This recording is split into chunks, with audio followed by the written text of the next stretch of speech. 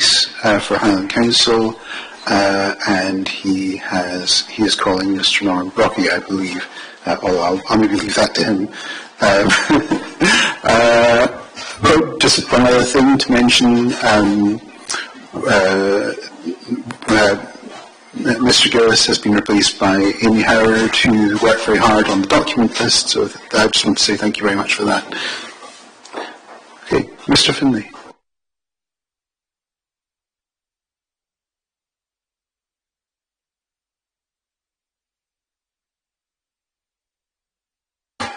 For Mr. Brockie's evidence, you should have an inquiry report, which is CD 14.4, and a recognition, which is CD 14.9.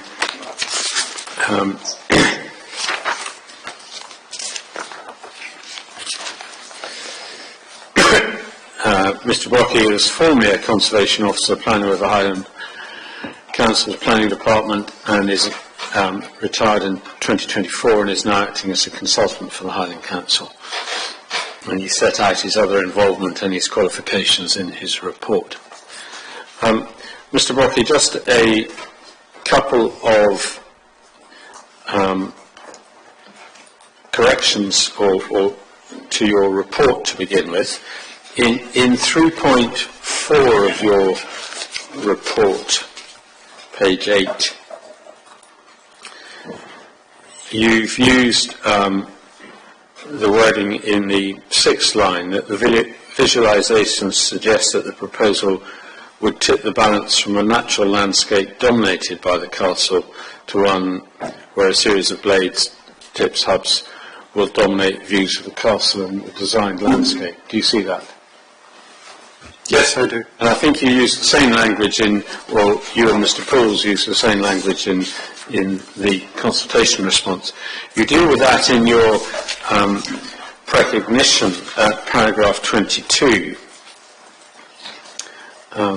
That's correct. And you there say that the wording dominant was referencing the castle as being the primary man-made elements. You concur that the heritage assets do not actually dominate the natural landscape in this vista. That's correct. Is the use of the word dominant in paragraph 3.4 meant to be understood or dominated in the same sense? No. Basically, I had been staring at viewpoint 10 for so long that it was burned on my retina, and the castle and the GDL to me were dominant because they were my focal point for my statement, but they are not dominant elements in the landscape. I would say they are prominent elements and they form a focus in the landscape. Okay. And then, if you go to, again in your report, you refer to the inventory description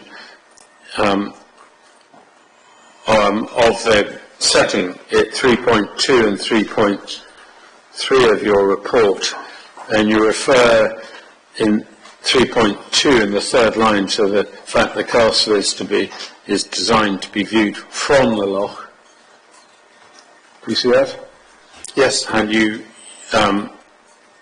use the same words from the loch in 3.3 in the second line. Yes. If you go to 3.12 of your report, you, in about the 8th line, there's a sentence beginning, as noted in 3.2, which is why I took you to 3.2. The castle and the GDL are designed to be viewed from across the loch. Is the word across there appropriate given the reference back to 3.2? It's only appropriate with regard to the castle. Nowhere is it said the GDL is to be viewed from the loch. Only the castle is noted as to be viewed from the loch, not across the loch. Grateful. That's those two. In this Glance's recognition, she introduced for the first time three three viewpoints in her 3.12. That is her recognition series CD 13.9. We discussed these briefly yesterday. The first is the seaward approach to the castle from the channel between the island of, I'm not going to pronounce them, and Huguenish Point, and the inlet to the east of the castle, the GDL. Have you in fact been there? Yes, I visited all three viewpoints this week. And I'm very relieved to say you didn't go by paddleboard, which was your original suggestion, but you went by boat to that viewpoint. To what extent can you see the setting, because that's what we're concerned with here, the setting of the GDL and the castle from that viewpoint? From the seaward approach between Garvelan and Huguenish Point, you get a good view of the castle and the GDL, but you see almost nothing of the rear setting. You of course see the loch setting in the foreground, and you have an island and a point to either side of you. But you do not see the rear setting, which is of course noted in the GDL description as the setting of mountains and moorlands. Then the second is the lay-by to the north of the castle, a popular tourist viewpoint of the castle in GDL, according to Miss Clancy. Is there any formal lay-by to the north of the castle on that road? No, there's a passing place with an informal gravelled extension on one side. And again, in terms of as a place to view the setting, or understand the setting of the castle and the GDL, rather than the castle and the GDL itself, what do you say about that? There is a limited view of the northern fore setting, which is the road, and it's the pasture land on the seaward side of the road, and the low level moor on the east side of the road. But again, there is no real perception of the wider setting of the GDL, which we're concerned with. And finally, the small peninsula to the immediate west of the castle and the GDL. In order to access that, do you have to access the castle and the GDL? Yeah, you have to pay for your ticket to access that site. Okay. Unless you sneak in by paddleboard. Just so the reporter's aware when he tries to visit that point, that he needs to bring his wallet with him.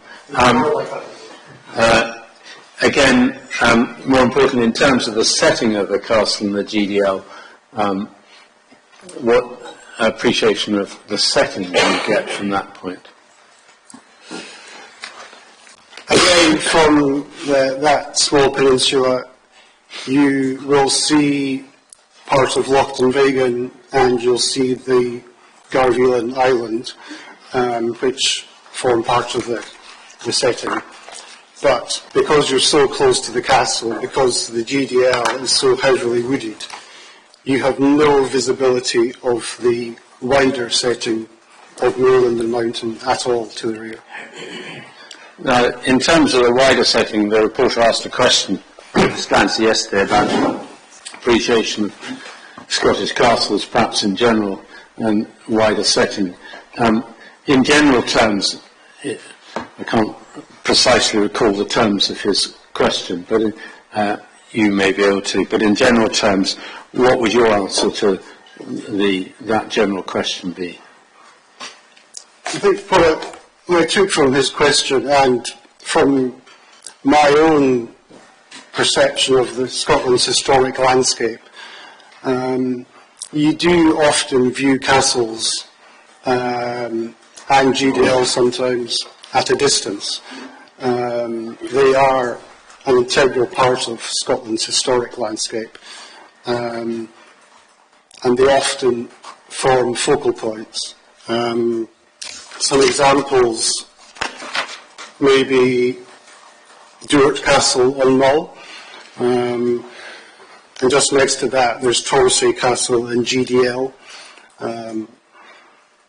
In Argyll you have Kilchurn Castle, In Aberdeenshire, you have Colgarth Castle. These are castles that sit within a landscape. They're integral parts of the Scottish landscape, and they form the historic landscape. And they form focal points within the landscape. And I have the same feeling for Dunvegan Castle, which has very limited visibility on the eastern side of Loch Dunvegan. But from the western side, you have the view of the castle within its GDL, within its moorland and mountain setting, as set out in the GDL description. And that is the focal point of our whole reasoning for objection number 4. Okay. Yeah, you mentioned the reason for refusal. You may be asked about that, but in terms of the reason for refusal, looking at the wording of it, are you content with it? There was some discussion about that yesterday, I think, for some reason, with Mr. Fitzpatrick. I'm not going to ask you to turn to it, but are you content with the reasoning of refusal accurately reflects your concerns? Yes, I think it's key to everything that we have said from Mr. Fitzpatrick's committee report to the reason for objection number 4 and to my statement in precognition. But our overriding concern here is, as the wording of number 4, the proposal would significantly adversely impact important views to and adversely affects the integrity of the setting of Dunvegan Castle inventory garden and design landscape. Now, one of the themes, consistent themes, I think throughout the week so far, is that you may have mistaken visual impact assessment procedures and matters for a cultural heritage assessment. Would that be a fair criticism? It is an issue that has arisen in other witnesses. But what's your view as to whether have you concentrated on, what's your approach been? Has it been a cultural heritage approach, a visual impact approach, or have you, Well, the proposed wind farm does not have a physical impact upon the cultural heritage. We can't claim otherwise. But the visual impact, because of the scale and the insensitive layout, has a significantly negative impact on the setting. And the setting is a historic landscape. And just talking about setting there, I've already referred to paragraphs in your report where you pick up descriptions from the inventory GDL. We can see that the inventory GDL is included as one of your appendices. I think it's Appendix 2B. Don't need to turn to it currently, but on the second page of that, as we went through yesterday afternoon, there's a fairly detailed description under location and setting. Do you consider that is an accurate and adequate description? Absolutely, yes. HES have given a very comprehensive overall description of the GDL, but the location and setting, I think, is very accurate. And they have correctly, in my opinion, included the wider landscape of the moorlands and mountains as being integral and vital to the setting of the GDL. Then, lastly, there's been some criticism of the appendices that you've produced, and I just wanted you to very briefly take us through them to indicate to the reporter the purpose of, in most cases, taking visualizations from other documents and cropping them or altering them for your purposes. So if we just First of all, look at Appendix 4.1, and this is showing us the 200 tip cumulative with Ben Aketil in red and Ben Scar in green, situated above the castle. What was the purpose of producing this in this format? I'll start by saying that Appendix 4 didn't start off as an appendix I intended to submit. It was merely me collating the visual information for my own benefit so that I could analyse the proposal. And in all cases I have cropped the submitted visualisations to my zone of interest, which is the proposed 9 turbines above the GDL. I've in no way tried to enlarge or manipulate or change these visualisations. I've merely cropped them initially for my benefit, but when I finished the collection of images, I thought this is actually quite useful for people to focus in on the issues for reason for objection number 4 directly. So Appendix 4.1 is a useful image because it numbers the proposed 9 turbines within the landscape image, and also shows Ben Ska to the rear, to the north east. Now, I think it may be said to you that whether you intended to do it or not, with some of your reproductions has had the effect of increasing the scale or the size. Do you accept that? No. I have, as I said, I've merely cropped them to focus on the zone of interest that I have. The scale has increased because they are effectively zoomed in, but I've changed nothing about the scale of the images. I've merely cropped them initially for my benefit. They are just cropped images of the submitted images. They've not been changed. Okay, that's 4.1. 4.2 more or less speaks for itself. It's effectively the same image with the cumulative picture. Yes, it shows all the wind farms stacking up behind. I'm not going to ask you further about that. 4.3 is 2 images, the existing Ben Aketil turbines on the top and the proposed on the bottom.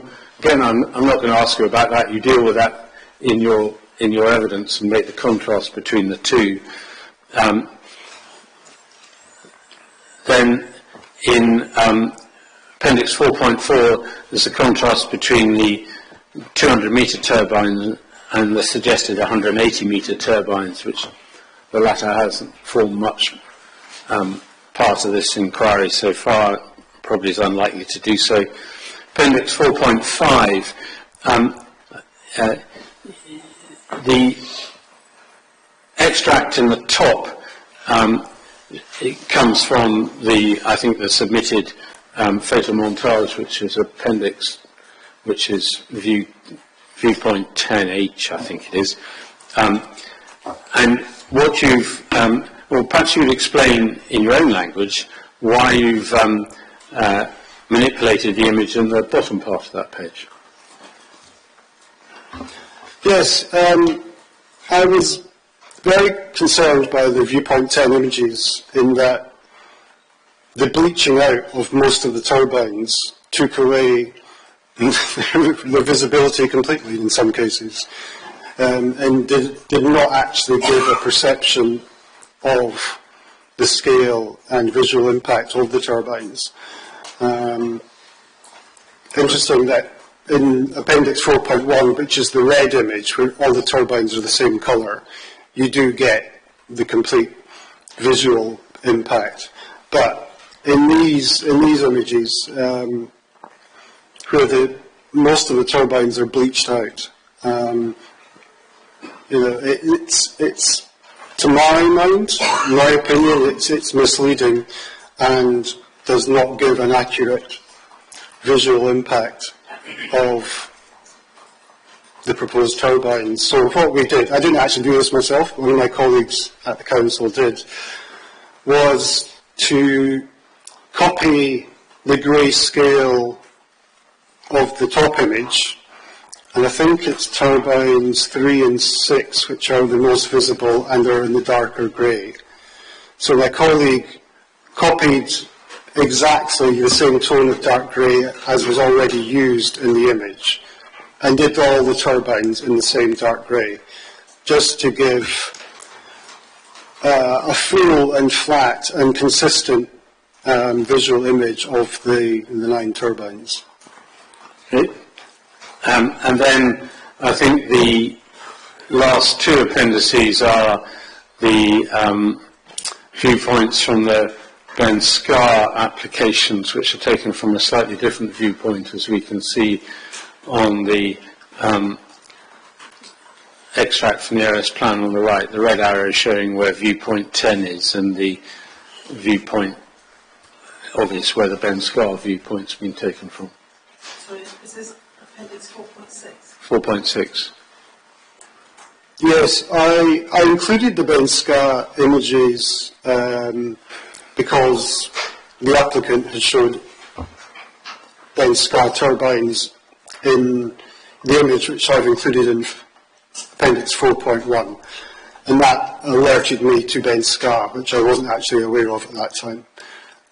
So I looked at Ben Scar, and I was quite intrigued that they had chosen their viewpoint on the west coast of Loch Dunvegan. I think it's called kilometre and a half to the north of our viewpoint 10, roughly. But they've chosen a point on the wire line where they omit Dunvegan Castle and the GDL, which was of some concern. But Is this the Ben, just so that we know, is this the Ben Scar redesign application? they've used the same viewpoint in all 3 of their applications. And just so the report is aware, in terms of the Ben Scar redesign application, has there been a cultural heritage response to that from Highland Council? We have objected to the latest Ben Scar application on basically the same grounds as we objected to the Ben Aketil repowering. Thank you very much. No doubt there'll be more questions about those appendices. Those are all my questions for you, Mr. Brockie. Thank you very much. Thank you.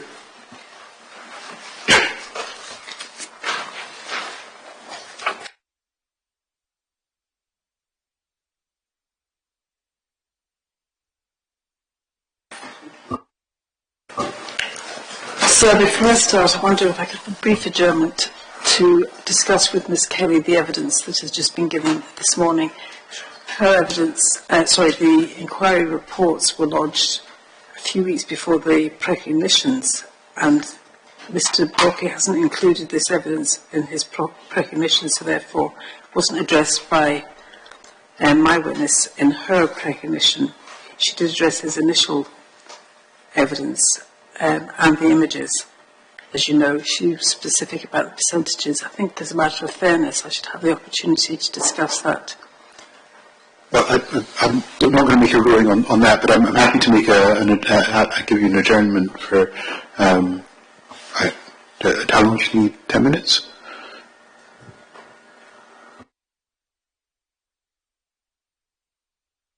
Thank you. 10 minutes will be fine. So 10 past 10. Thank you.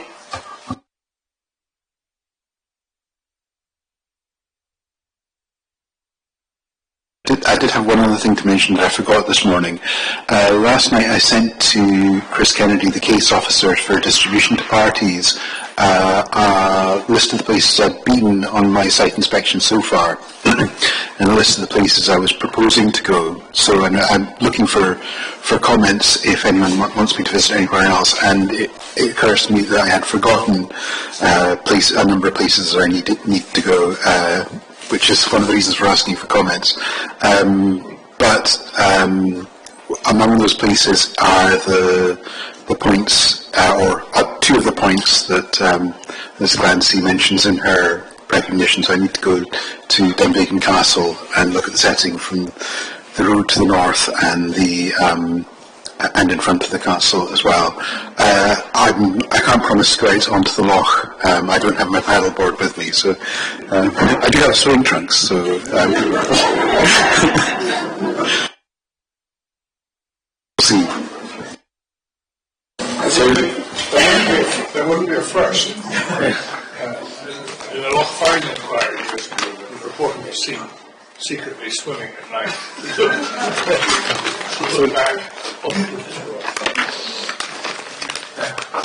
Mr. Seaton, the Dunvegan Castle, they have two small boats that they take people out to see the seals.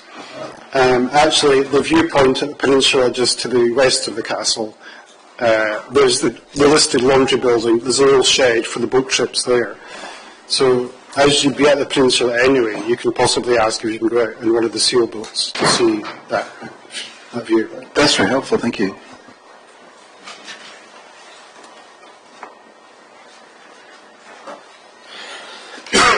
So will that list now be posted in due course on the DPU website? I've asked Chris to send it out to you today, so you should receive it by email.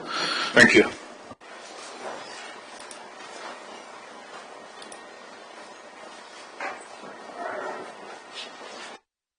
Thank you, sir.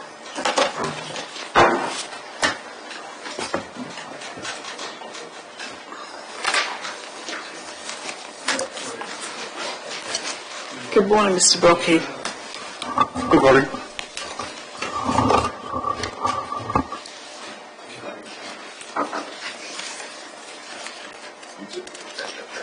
We know from, we know from your inquiry report on page 4, that under reference to your qualifications, you're a qualified planner. Is that correct? That's correct. And when did you move to the council's environment team? 2014. And the initial consultation response was provided by your colleague Andrew Pulse, is that right? He submitted the consultation, yes. But we discussed it together beforehand. He's described as the council's environment team leader. Is he a conservation, or was he a conservation officer? He has many caps that he wears. He's actually an archaeologist, as is Ms. Glancy. He was an archaeologist within the Historic Environment team, and then he started to expand into conservation officer roles, but then became the team leader of environment. So he covers many things, including rangers and archaeology, and so he and I basically advised on everything relating to listed buildings and conservation areas. So the consultation response that we find as one of the documents, 2.28, which is reproduced in the back of your inquiry report, in Appendix 3, Appendix 3. Insofar as that was produced in his name, how much of the text of Appendix 3 was your contribution? I can't give you an exact percentage. Andrew drafted the response following detailed discussions between ourselves. I then checked the response before it was submitted.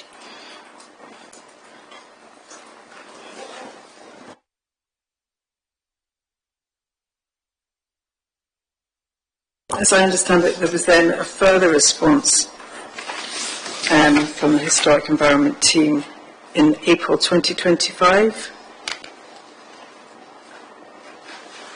Sorry, August 2024 was the original response, is that correct?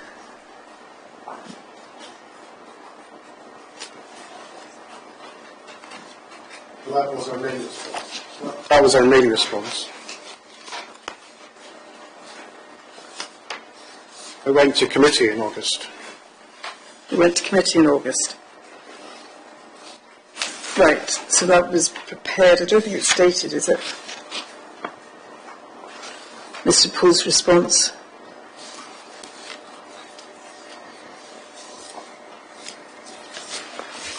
Sorry. Can you clarify? The response that you set out in your Appendix 3, I don't think it was dated.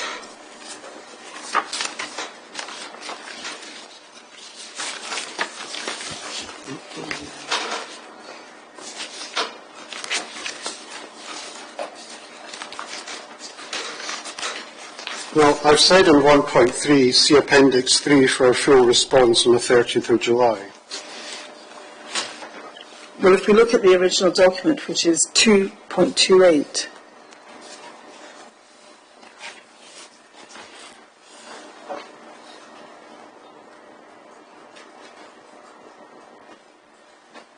do you have that? I'm just tackling technology.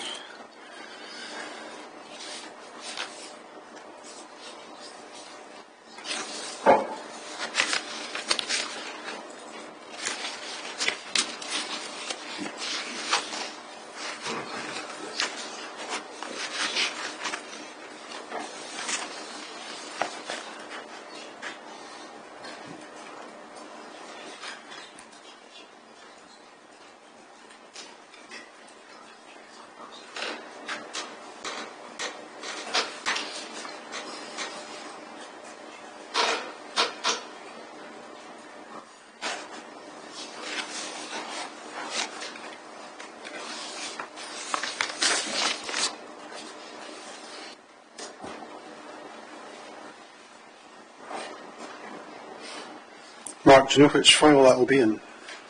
2.28.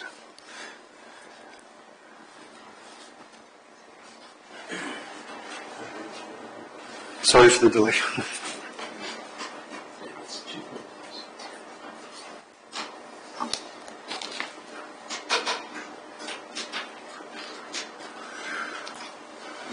I have 2.28.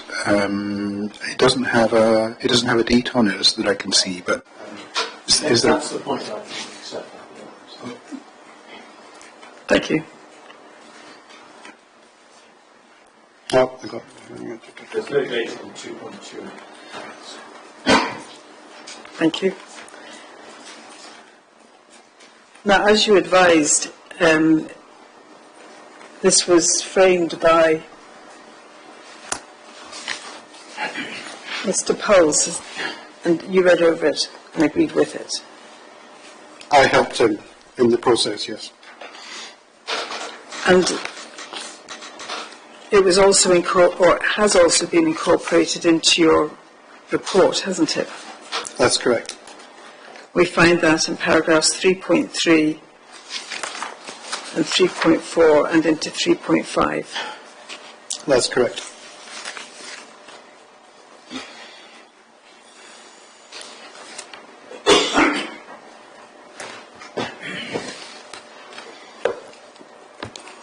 And then subsequently, another one of your colleagues became involved in relation to this application and also provided a consultation response.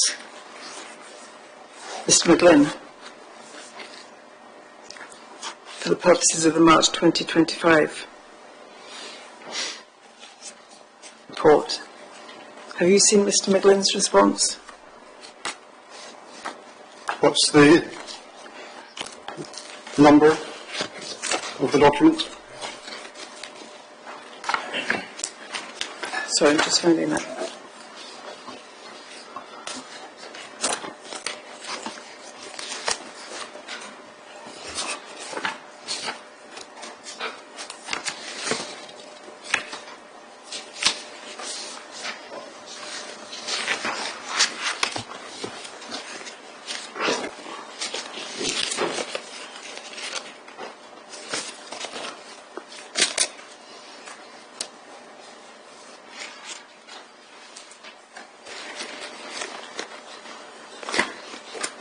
believe that it's 4.2.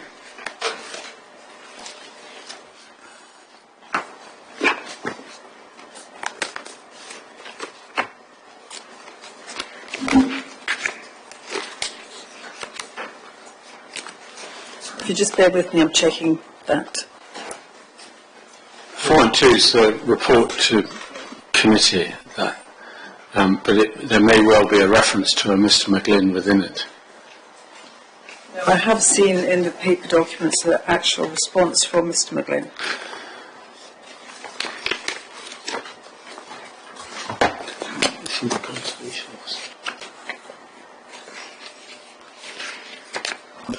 Let me ask the question this way, because it will have a bearing upon your evidence. Have you seen Mr. McGlynn's response? I'm not aware of the document you're referring to. I'll need to see it. Were you aware of Mr. McGlynn's involvement?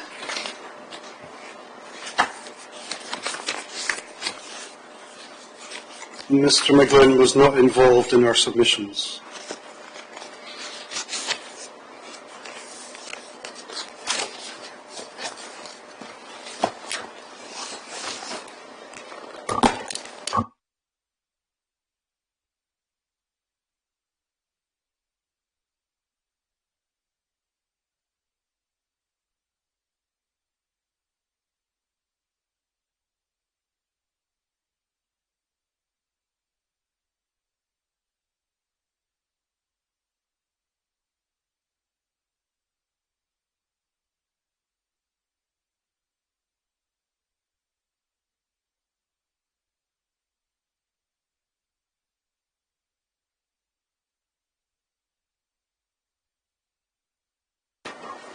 Sorry, sir, I'll move on to something else and just have a quick word with Ms. Howard as to whether or not she could find it for me.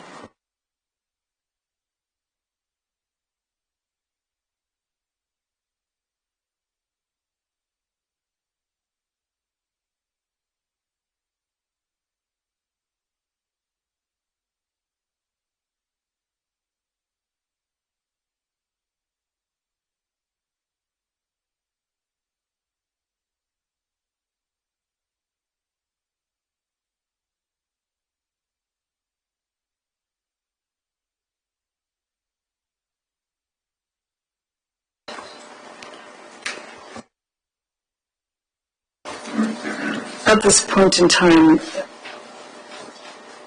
it's not going to be possible to put it in front of you, but can I ask you this general question? Do you recall Mr. McGlynn's involvement?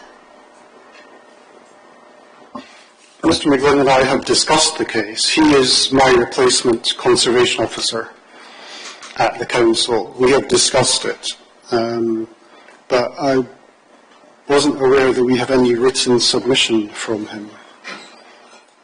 I can assure you there is before the inquiry a written submission from him. A further consultation response, but we'll find that, and it's in the name of Mr. McGlynn. But you've not seen it. I can't remember seeing it at this point. I would need to see the document you're referring to.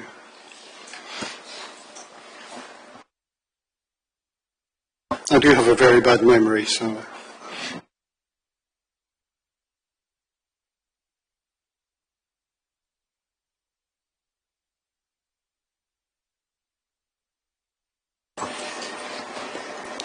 In any event, given that you have adopted for the purposes of your evidence the wording of, excuse me, Mr. Pill's consultation response, are you adopting that for the purposes of your evidence? As I assisted him in writing the consultation response, and Mr. Paulson and I were of one mind and one decision, and we formulated the response together, as I have said. So yes, I fully adopt the Historic Environment Team's response as my response also.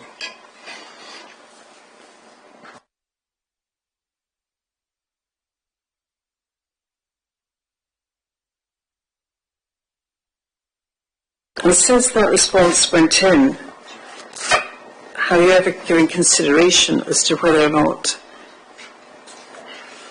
there is a reason to review it? For instance, when you received the inquiry report from a heritage expert, i.e. Miss Clancy? Not in the slightest.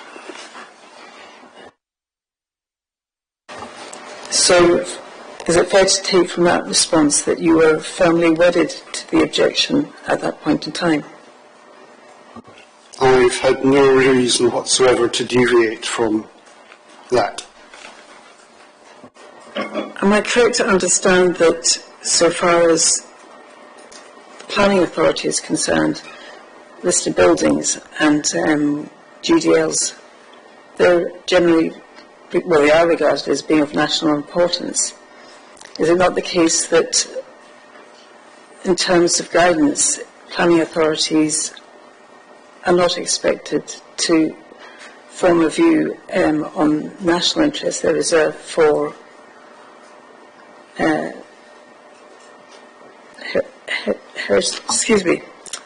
Historic Environment Scotland.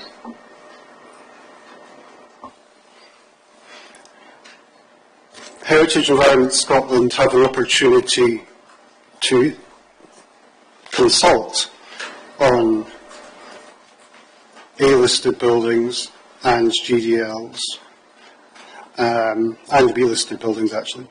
They have an opportunity to comment and consult, but the planning authority is making the decisions with relation to those buildings, not HES. Well, in this instance, it's the ministers who will be making the decision, it being a national development. Is that not the case? In this case, yes.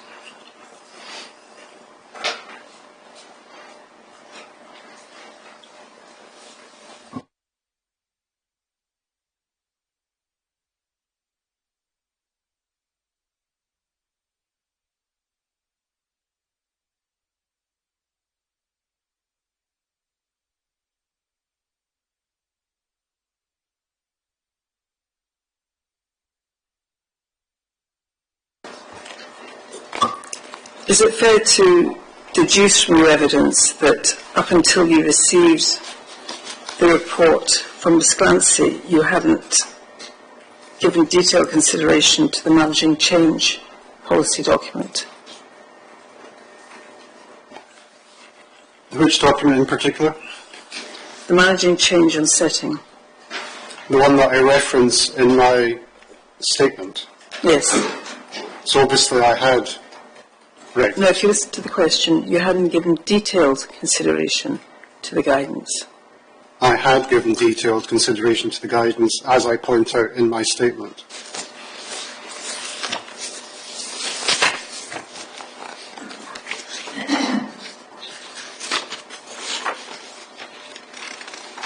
Could you turn, please, to 3.11 and 3.12 of your inquiry report?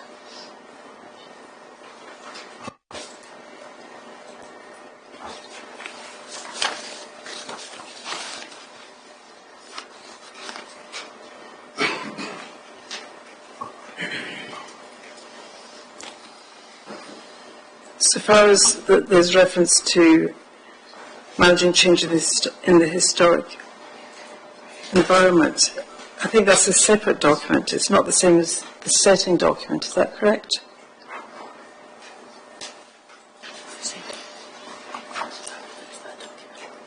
I have referenced two guidance documents. One is Gardens and Design Landscapes, and one is Setting. Sorry, so all of your cross-references in those two paragraphs come from document 8.7, is that correct? CD 8.7. Yes, 311 and 312 are referring to the Setting guidance document.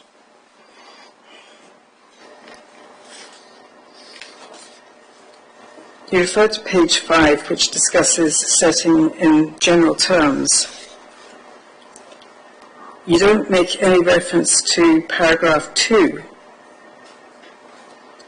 in where the guidance says, where development is proposed, it is important too. And then there are 3 bullet points which reflect the 3 stages of evaluation that this guidance puts forward for the purposes of assessing the impact of change. Is that correct?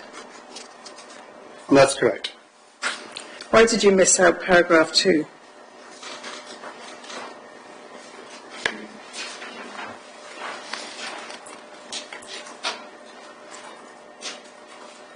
I wasn't going to reference the entire guidance document in my statement. I chose particular sections that were appropriate. Section 2 is appropriate, but I wasn't going to reference the entire document because at the end of the day, this is a guidance document that conservation officers can use and interpret and take parts out of as they personally require. For my purposes in this case, the identification, the definition and the assessment were already integral parts of my statement, and I didn't have to specifically point them out. Well, another interpretation could be you didn't point out paragraph 2 because you knew very well you hadn't done that type of assessment. That would be entirely wrong because I had done that type of assessment. Well, you haven't produced that assessment in your evidence, have you? Well, it's integral within other parts of my evidence. With respect, Mr. Brockie, it is in no way transparent. Well, I have identified the site many, many times within my statement. I've identified the heritage asset. I've defined the heritage asset, and I've assessed the impacts of your proposal on the heritage assets many, many times throughout my statement. What you have identified and assessed are the visual impacts. The title of your evidence says so. It's a visual impact assessment. Your conclusion is a visual impact conclusion. That's correct, isn't it? Well, there is no physical impact upon the heritage asset. That's not an answer to the question. You haven't addressed the question. The visual impact assessment that underlies your conclusions, is it not? Well, the problem with the proposal is the significant visual impacts on the setting of the heritage assets, which are unsupportable in our opinion.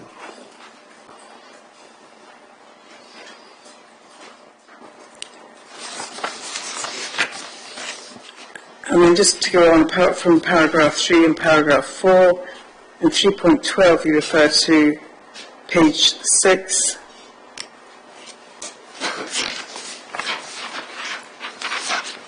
which in general terms asks the question, what is the setting? And then in section 2, which is the section you refer to, or paragraph 2, specifically what factors contribute to the setting.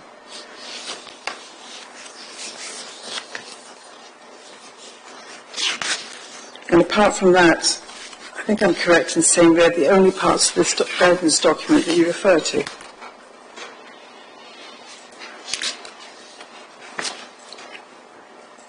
That's correct.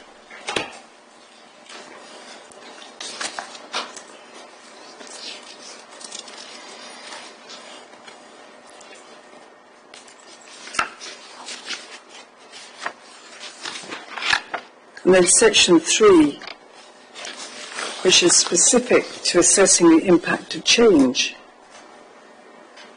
you miss that completely in terms of your evidence.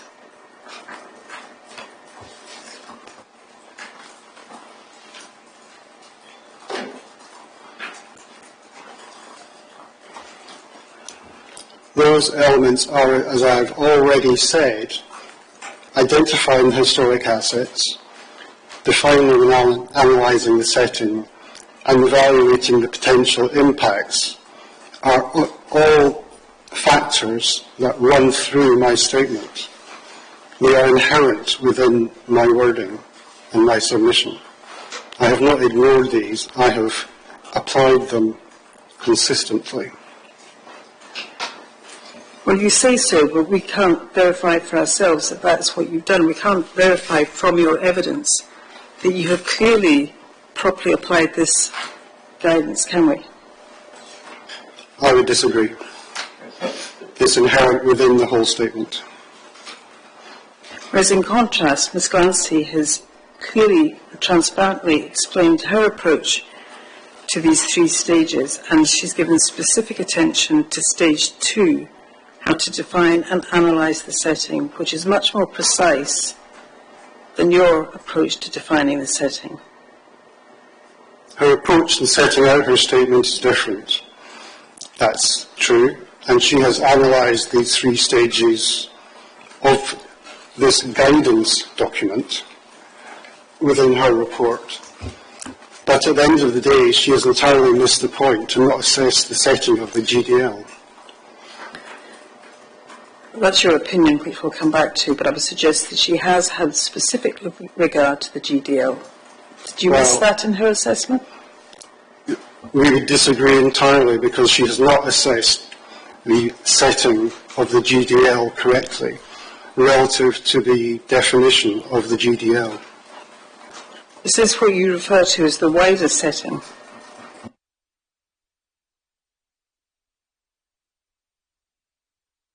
The immediate and the wider setting. We haven't necessarily separated those 2. You haven't defined them, that's for sure, and you switch backwards and forwards between the setting and the wider setting, but we don't know actually what you're referring to when you use those phrases, do we? Because you haven't defined them. The setting is defined within the GDL listing. That is what we have used to define the setting. I think from memory that's the document that my learned friend spent considerable time on yesterday in cross-examination with Ms. Glancy. Is that the same document? That's correct, because that is the document that defines the GDL and its setting. Do you know what date that document was written?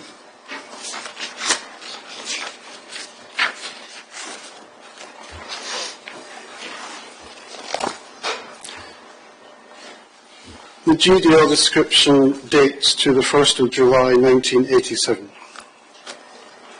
1987? That's correct. Which has since been superseded by a considerable amount of policy, hasn't it? That doesn't negate the listing of the GDL. Sorry, when I said superseded, it predates important guidance that has been issued by Historic Environment Scotland, doesn't it? Which guidance are you referring to? Well, particularly relevant to the issue that we're debating here is the managing change specific to setting and to which you refer to in your evidence. Which dates to 2016. That's correct. But instead you choose to rely upon the description that dates to 1987. As any conservation officer correctly would. With respect, Mr. Brockey, we have only your evidence on that as a conservation officer. With respect, we didn't have any other evidence on it. I don't recall your witness saying anything. So we've got 2 microphones on, so perhaps you could repeat your point. Now the microphone. I don't recall there being any other evidence on this issue from my own friend's witness that somehow the 1987 description has been overtaken as a result, either expressly or by implication, as a result of a managing change document that was subsequently produced. seems to be a wholly new point. I mean, I'm not objecting to the point, but saying that there's no evidence on it, there is in a sense correct until Mr. Brockie's given his opinion, and that is evident. Your evidence is noted, Mr. Finlay. I take that in good heart. I'm not giving evidence. I'm raising the point now so that if I have missed the evidence on it, it can be pointed out. So, in response, I would simply point out that Malone Friend has missed the point and has missed content of the question, perhaps because it doesn't suit him to recognise what was being put. But in terms of the guidance that I'm discussing with this witness is specific to the setting.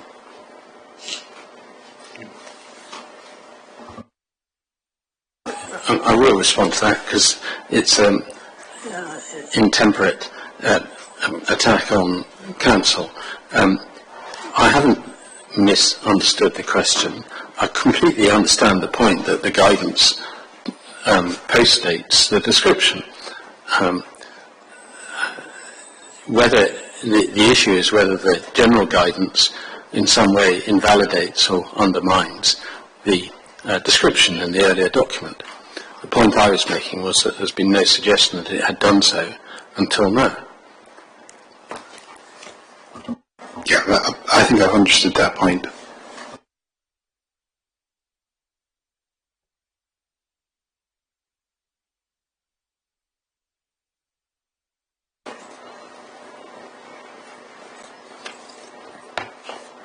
Could you go, please, to the document that you've based your evidence upon, which is 8.5.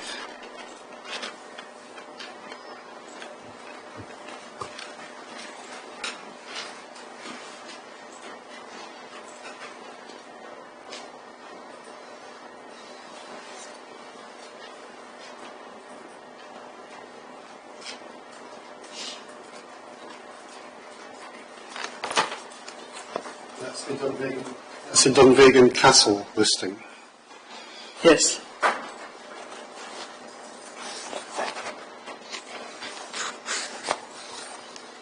And that was the document that you, excuse me, that was being referred in the cross-examination of Miss Clancy. Correct. And it's also the same document upon which you based your evidence. Correct. Could someone put their microphone off? I don't want the cross-examination proceed on a false understanding. CD 8.5 is the description of Dunvegan Castle. My cross-examination was based on the GDL description, which I think is CD 8. 8.5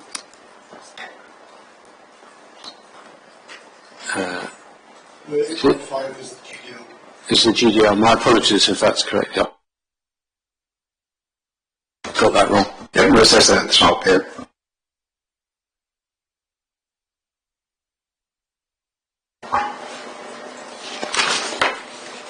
I think before that objection you had agreed that this was the document that you'd based your evidence on. Correct.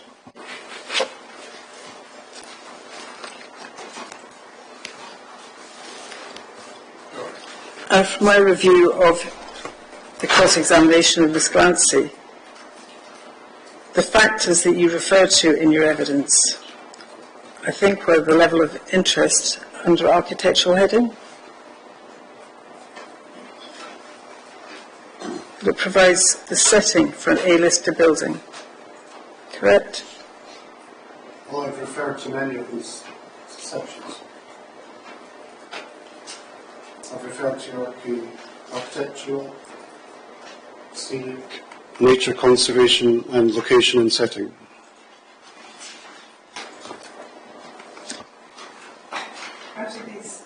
Out of these 7 factors that are listed in the summary, on your own evidence you referred to 3, perhaps more specifically to the scenic factor, correct?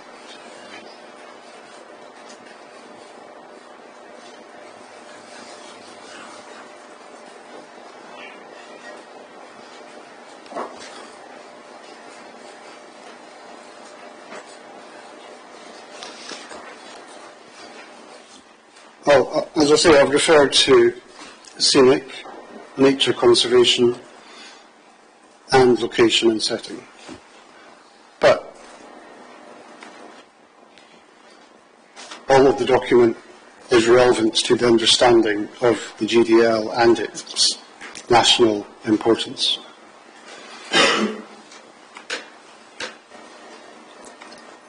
I don't disagree with you that it may be relevant to the national importance.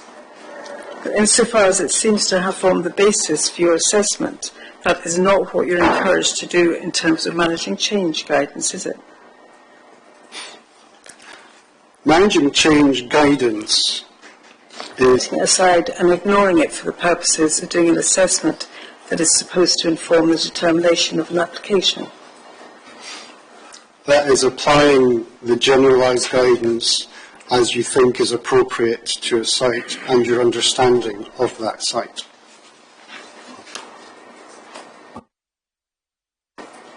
You're talking about the discretion as a conservation officer that you may legitimately apply when identifying the setting.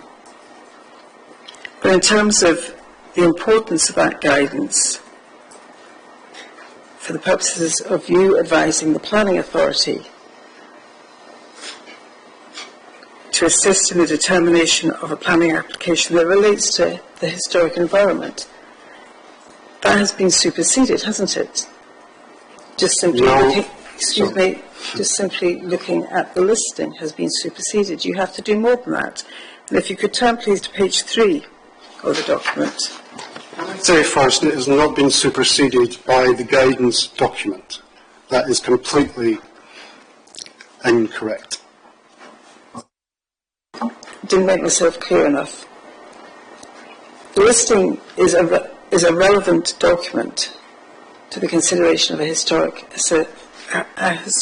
asset, but for the purposes of giving advice for the determination of an application, it's the document managing change that is of greater relevance, the 2016 document, which is essentially more than slightly 20 years after the listing. I really don't understand how you can interpret conservation guidance as being more important than the statutory listing description. That makes no sense to me whatsoever in terms of conservation. Well, in terms of guidance from Historic Environment Scotland, they're quite clear about that. Could you look please at page 3 of the document?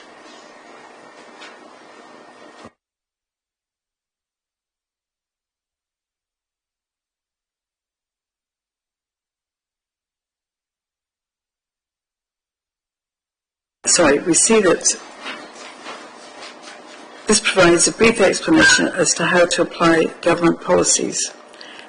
And the text goes on to say, the aim of the series is to identify the main issues which can arise in different situations, to advise how best to deal with these, and to offer sources of information. The last sentence, they are also intended to inform planning policies and the determination of applications relating to the historic environment. That's clear in its terms, isn't it? It's clear that the document can inform the process, but it doesn't form the process.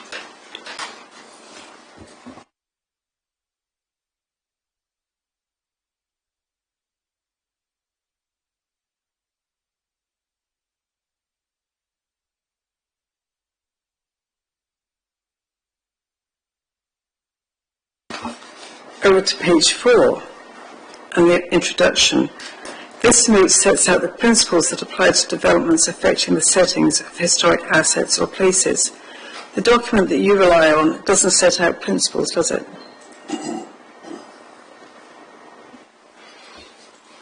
The document that I rely on is the core document for understanding the national importance of the heritage asset. Could you answer the question, please? It doesn't set out principles. Principles of what? Can you clarify? If you read the text that I just put to you, that apply to developments affecting the setting of historic or places, to put it another way, well, maybe if you read into the next paragraph, planning authorities usually make the initial assessment of whether development will affect the setting of a historic asset or place. This may also be identified through other mechanisms such as an environmental impact statement.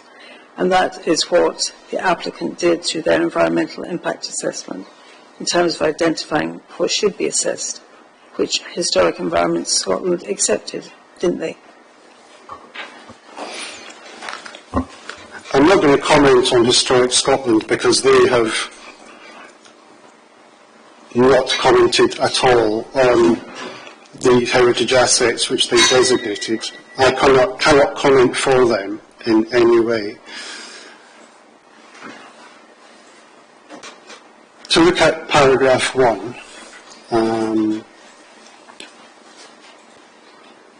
you are saying that the GDL designation document, you're questioning why the GDL designation document doesn't set out principles for development. Is that correct? No, if you concentrate on answering the question and not... I'm trying to answer your first question on the first paragraph. I haven't once mentioned your designation document mentioning principles. That's not the point of the questions. I must have misheard the question. The principles are contained within this document insofar as there are principles to be applied to the assessment process. This is the document that contains principles, not your document. So, to be clear, my document is what? The GDL description. And am I missing something here? I think you're missing something. You're saying that the GDL description document does not contain anything that will help assess the principles of developments. Mr. Brockie, I'm not here to answer your questions. You're here to answer my questions. I don't understand your question, I'm sorry. Can we take it that you're just not familiar with this document, other than the sporadic few paragraphs that you've picked out of it? I'm not familiar with your comparison and your conflicts between the GDL description and this generalised setting guidance.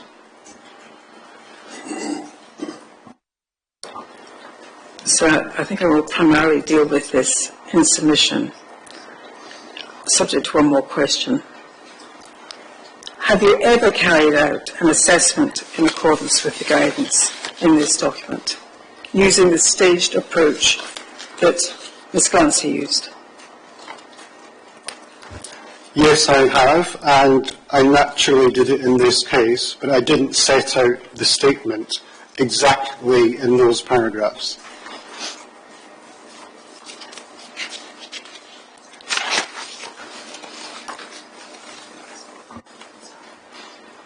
It's when you're assessing any impact on built heritage, you will naturally and automatically, first of all, identify the heritage assets, because you must as a starting point. You will, it's the setting, you will then define what that setting is, and I use the GDL description to define that setting. And then the next phase is you assess the impacts. It's a natural stage approach in assessing anything. You identify the assets, you define the assets and the setting, and then you assess the impacts. And would you accept that if your definitions in that stage process are incorrect, then your assessment is flawed? Which of my definitions were incorrect? I'm putting it to you as a hypothetical question that if you are incorrect in your assessment of the asset and the definition of the setting, then your assessment is flawed.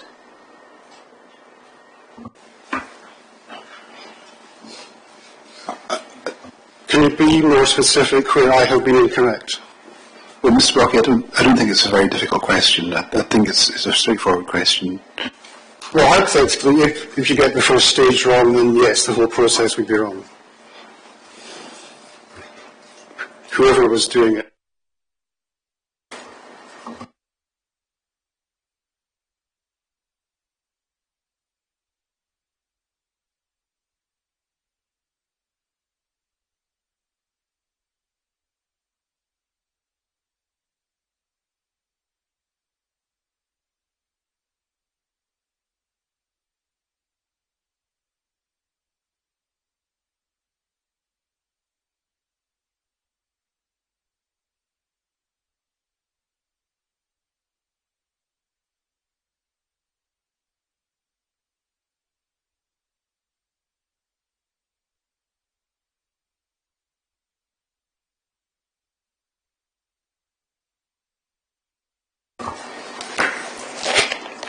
Did you look at the Environmental Impact Assessment Handbook and the definitions of setting?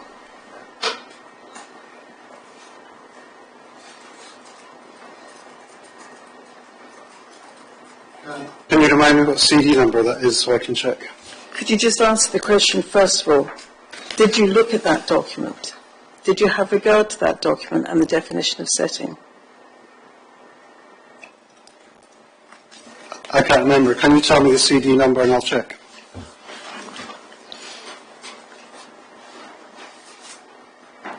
As I said, in the way that I wish to answer the questions.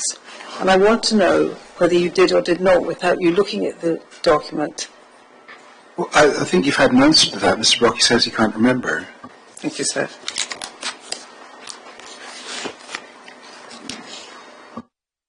Did you look at the definitions of setting in NPF 4?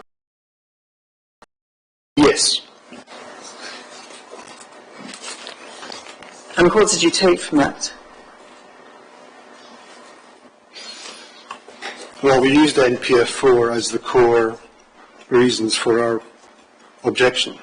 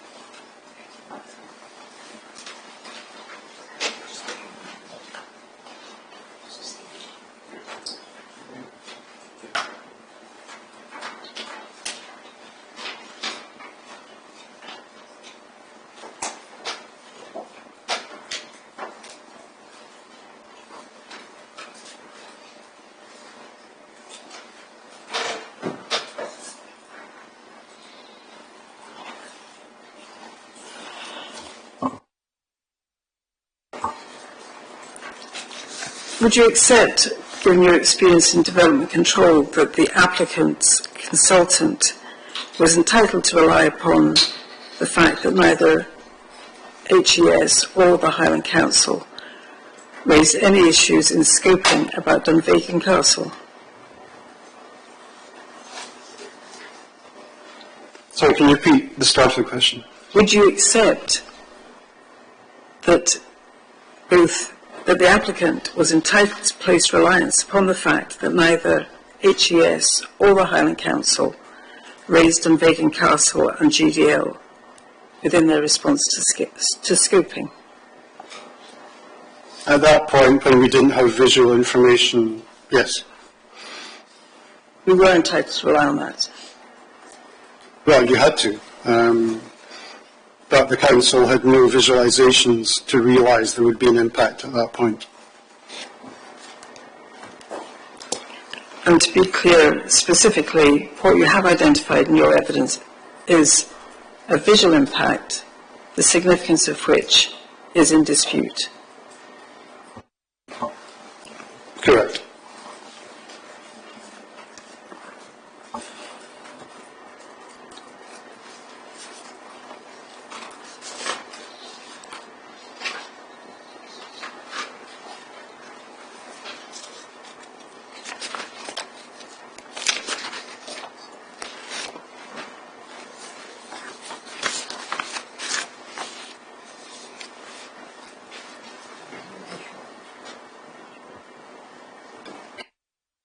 Would you accept that when looked at your report, your inquiry report and your recognition, at the very least conflate an assessment of the cultural heritage setting with landscape and visual issues?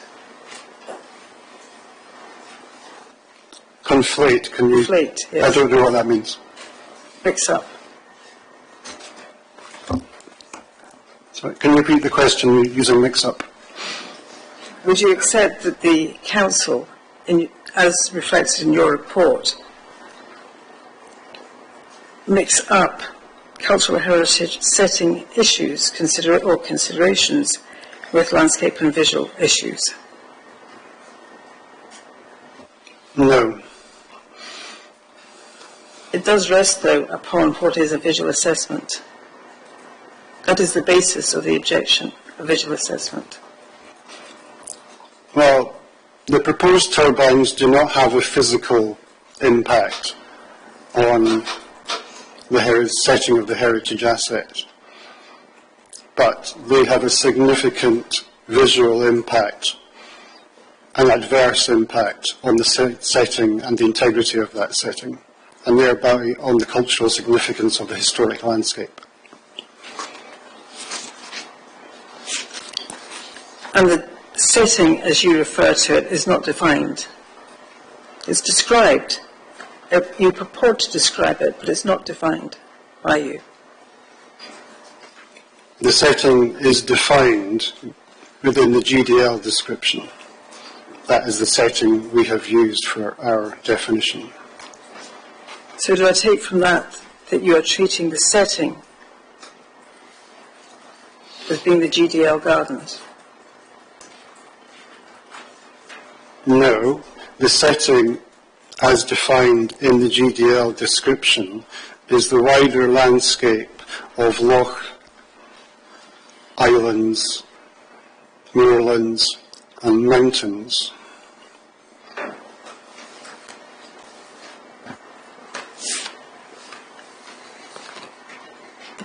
I'm being reminded that the point that Ms. Glancy made in her evidence yesterday in response to Mr. Finlay, that section from which you were quoting yesterday was addressing both location and setting.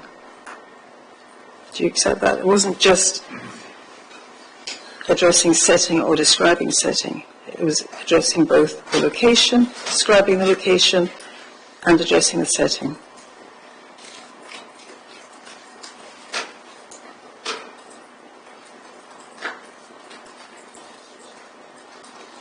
Should we have a look at the document? Yes, it is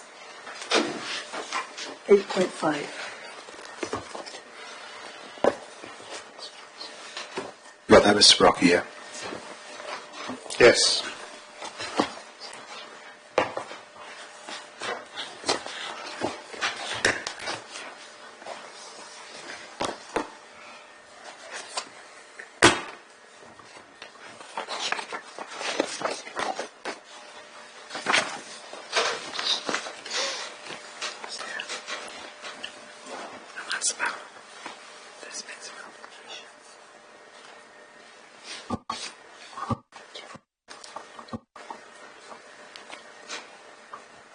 If you look under the heading of location and setting,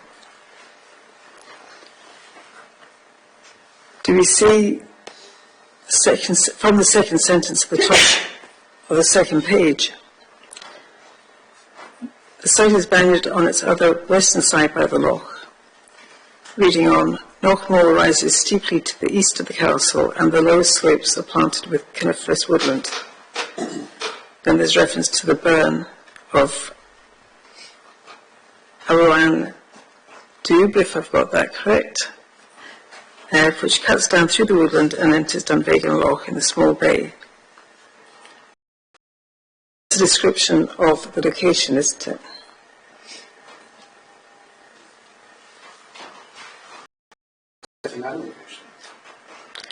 Together. It's referring to not more rising steeply. That's the setting. Well, that's your interpretation of these words. It could equally be a description of the location, couldn't it?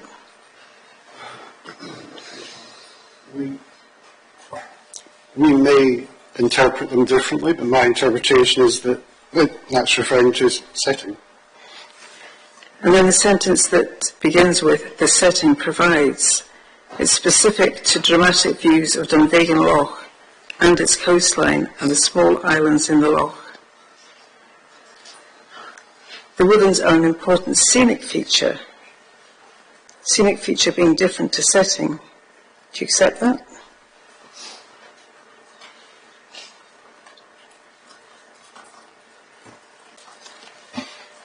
That is referring to the GDL being a scenic feature within the setting, is my interpretation.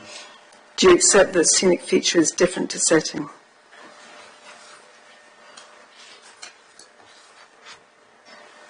Well, the scenic feature it's referring to is an integral part of the GDL, so therefore it cannot be a part of the setting of the GDL.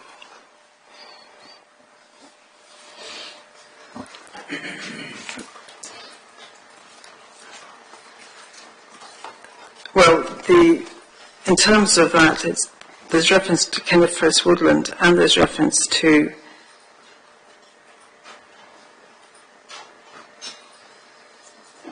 the lowest slopes of the moorland. Are you seriously suggesting that the moorland within which the turbines are proposed to be located is part of the setting? Is that seriously your position? Yes, and it's quite implicit in the wording here.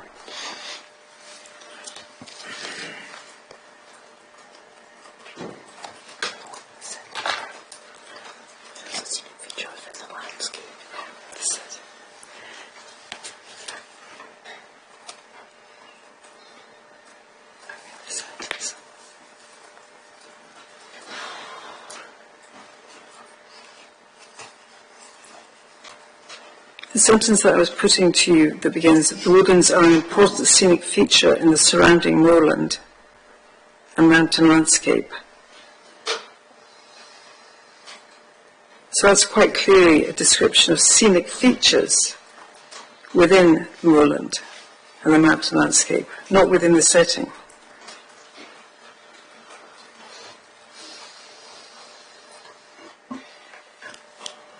The woodlands, and that's the GDL woodlands, are a scenic feature within the setting which is provided by the surrounding moorland and mountain landscape. I would suggest to you that's not the same thing. Again, you're conflating different concepts. Do you accept that? No, I don't. And also of relevance to your evidence is the last sentence of that section. The castle is designed to be viewed from the loch, where it presents an imposing and striking facade standing on the edge of the cliffs above the loch. And as you know from Ms. Glancy's evidence, she points to this paragraph, and she points separately to her analysis in accordance with the guidance provided by Managing Change, and explains why it's her view that the castle is designed to be viewed from the loch, and insofar as it's relevant to views, it must be at a location where it is presenting an imposing and striking facade standing on the edge of the cliffs above the loch. That's not how you would describe the views that are shown in viewpoint 10, is it?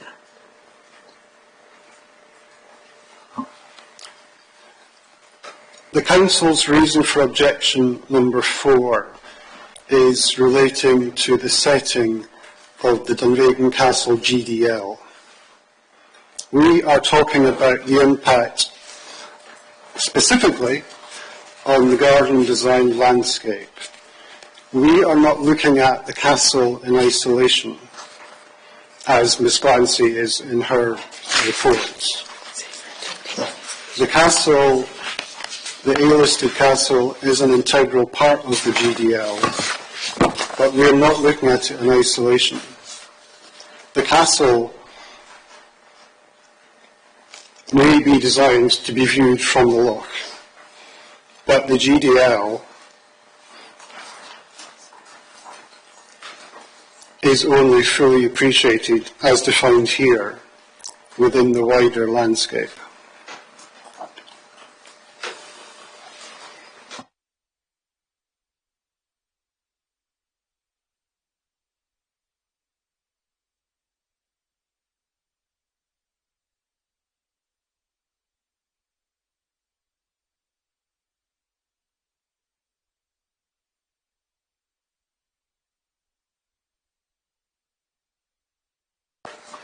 Sorry, sir.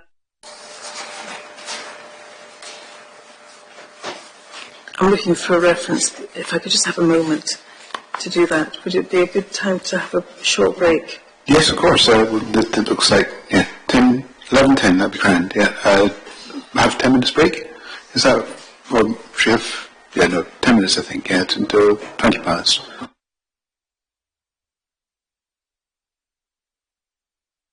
Could you turn the mic off? And the reason for that is not just that if we have more than one mic on, if 2 mics on, then a third person can't speak. It's not just that. It's also that the cameras won't automatically point to you if you won't automatically point to the next person if you keep your mic on. So please do turn your mics off.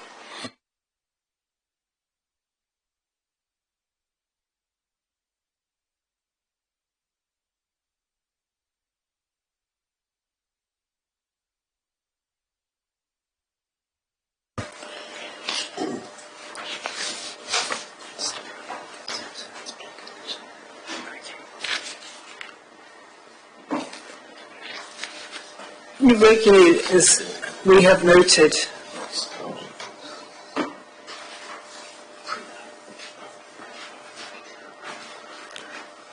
Mr. Rocky, you regularly use in both your precognition and your evidence, your inquiry report, the phrase something that the castle and GDL are designed to be viewed from across the loch. And that is the basis upon which you rely upon viewpoint 10, as I understand it. Is that correct?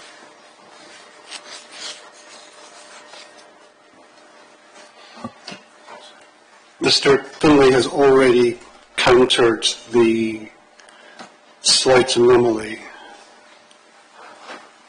of me using across the loch when it's supposed to be the castle from the loch. But our contention is that the heritage asset can only be viewed in its wider setting from either more distant views in the loch or from the western coast of Dúrnais. Eastern coast of Dúrnais, west coast of Loch Dunvegan. Well, leaving aside what Mr. Finlay may have contributed on this topic to you, so far as your evidence is concerned, it's fair to say that we see significant references, a significant number of references to views from across the loch. And we can take it. Sorry. And by way of example, if you look please at paragraph 11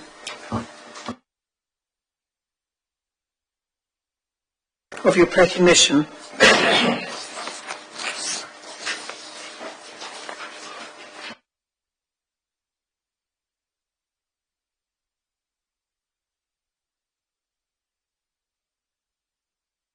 Do we see in the final sentence of paragraph 11 what you're saying, as noted in the GDL listing, the castle and GDL are designed to be viewed from across the loch, and that they make an outstanding contribution to the landscape.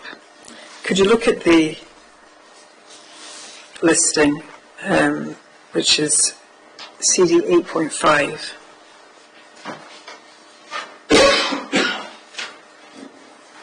That's the listing of the GDL, yeah? Yes, it is, sir. It's on page 3 of that.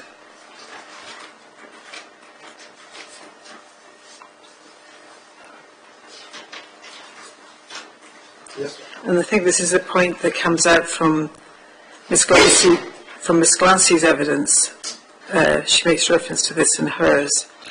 The final sentence reads, the castle is designed to be viewed from the loch, where it presents an imposing and striking facade standing on the edge of the cliffs above the loch. So, are you telling the inquiry that you now accept that the listing specifies it's designed to be viewed from the loch, not from across the loch? The castle was, in Victorian times, extended to be viewed from the loch. I would accept that. But, as I've said before, objection 4 is relating to the GDL as a composite heritage asset, not picking out the castle.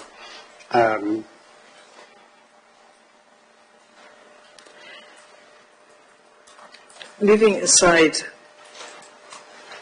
what you're saying, that it's intended to be viewed, so you're looking at GDL. It appears from this sentence and other sentences that are phrased similarly throughout your evidence that at the time you wrote it in the belief that the castle and the GDL were designed to be viewed from across the loch at the time you wrote it.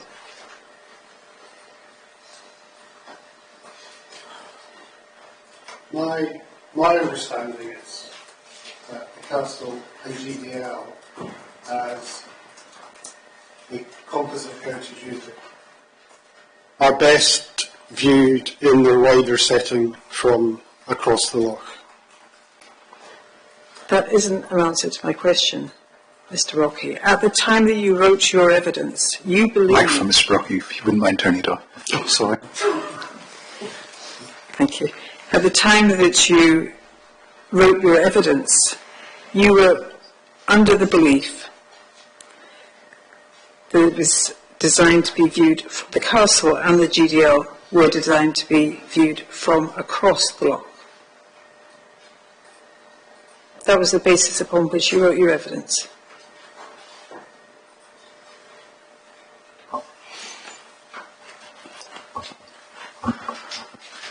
Whether it's across the loch or from the loch, I don't see a problem with those terms, what's the word you use, conflating, because they can be viewed equally from the loch from across the loch. It's not a very wide loch. But in terms of heritage designations, I agree that we only have the castle being designed to be viewed from the loch. My exact wording... Sorry to interrupt you, because that's an incorrect repetition of what I put to you. I didn't just put the castle to you. In accordance with the GDL listing, the castle and GDL, these are your words in paragraph 11, in accordance with, or as noted in the GDL listing, so you're relying on the GDL listing as the basis for this statement, the castle and GDL, not just the castle and GDL are designed to be viewed from across the loch, and that they make an outstanding contribution to the landscape. Now, the simple point I'm putting to you is, it's beyond doubt, isn't it, that when you wrote this evidence, you were operating under the belief that that was how you should interpret the GDL listing.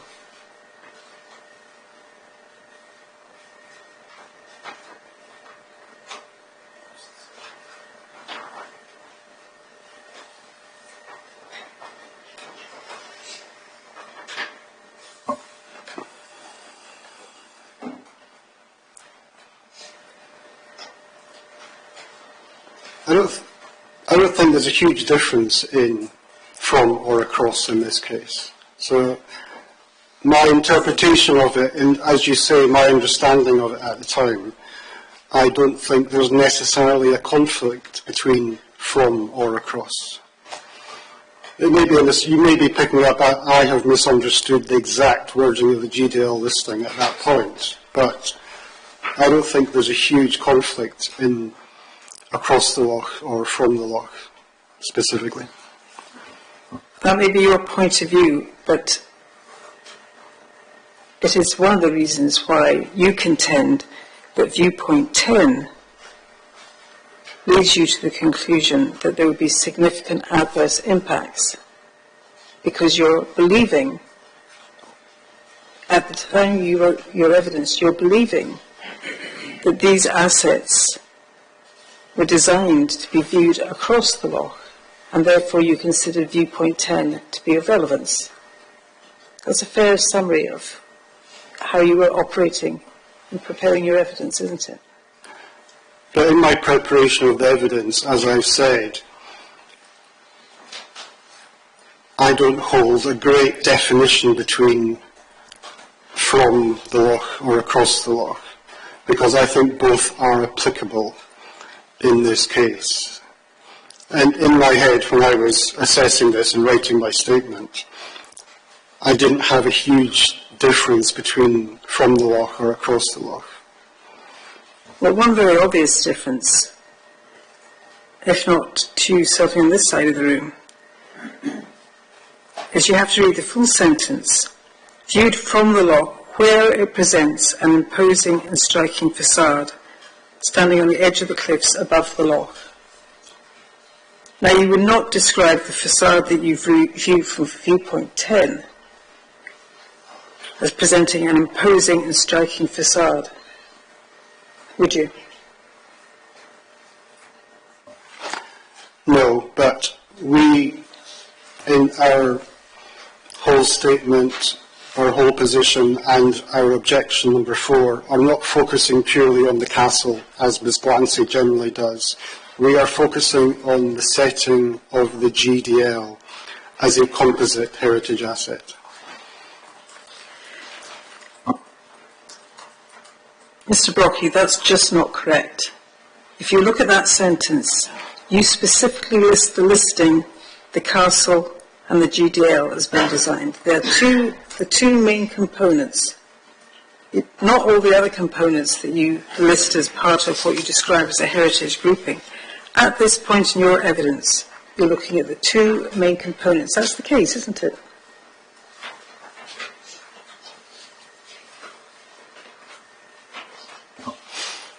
I'm referencing the GDL statement, but my belief is that both the GDL and the castle are viewable equally from the loch and from across the loch. But one has to be at a distance to see the wider setting for the GDL, which is the whole point of our objection, point number 4.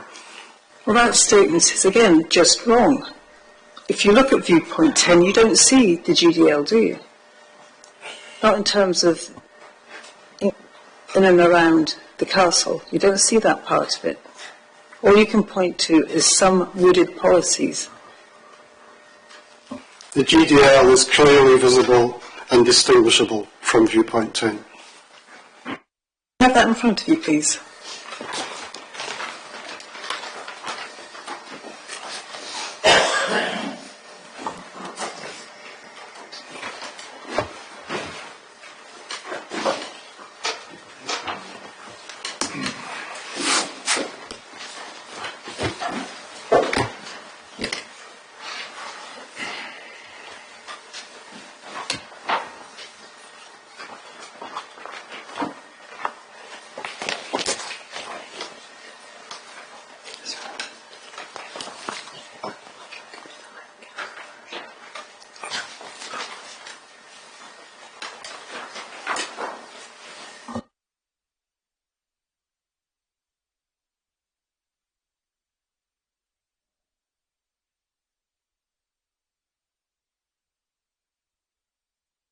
So Ms Anderson has just reminded me that there is specifically a Highland Council version carried out in accordance with their methodology, which we should probably look at rather than the one we normally look at.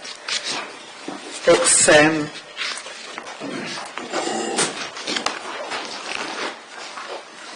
volume D.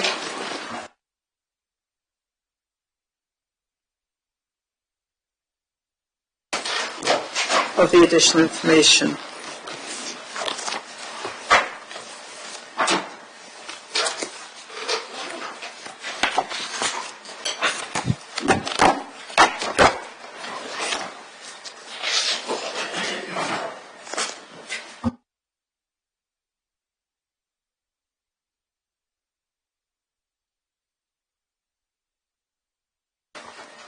The viewpoints are on the top left-hand corner, rather. Sorry, I just...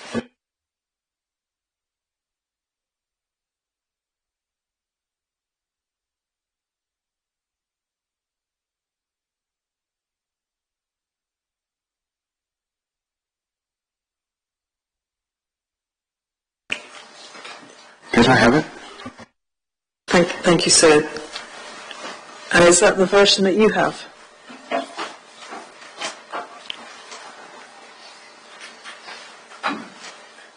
In terms of...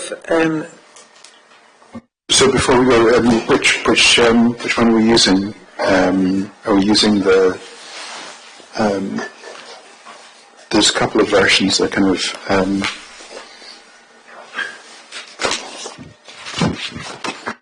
I was intending to refer, sir, to the first of them. The 50 millimetre. Yes. That's what I was looking for, yeah. The Highland Council guidelines, if we're using their document, would recommend the 75 for this purpose, but if my own friend wishes to use the 50, that is absolutely her prerogative.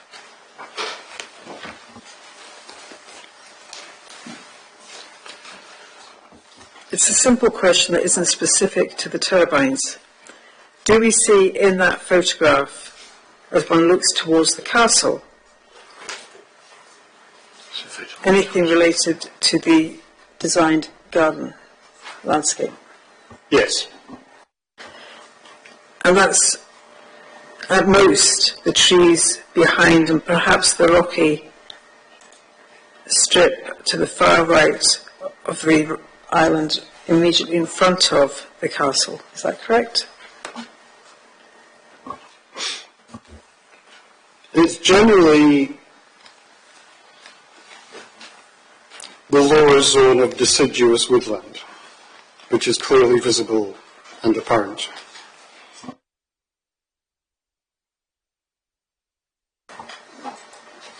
The lower zone of the deciduous woodland. That's correct. i.e. the woodland that would be on the side of the road from with the castle. Correct. And if you look at the next photograph with the focal length of 75 millimetres, does that essentially show the same restricted view of the designed landscape?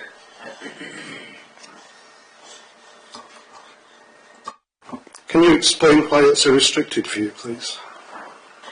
Well, it doesn't show the designed landscape from the base of the castle down to the top of the rocky cliffs that it stands upon, as it's described in the listing that I was putting to you earlier. It doesn't show every part of the rocky foreshore. And nor does it show every part of the GDL either, does it?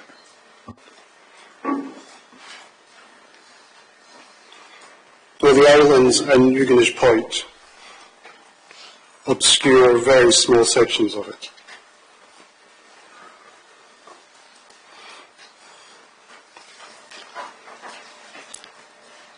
Well, that's a matter that the reporter can look at in perhaps something that's on the added to site list. I would say the majority of it is visible in this viewpoint.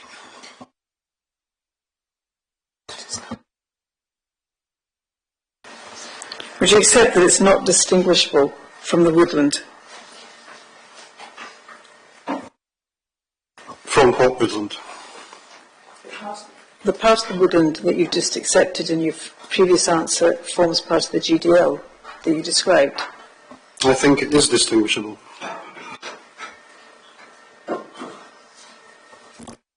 I think that is a matter of judgment for you, sir, on a site visit.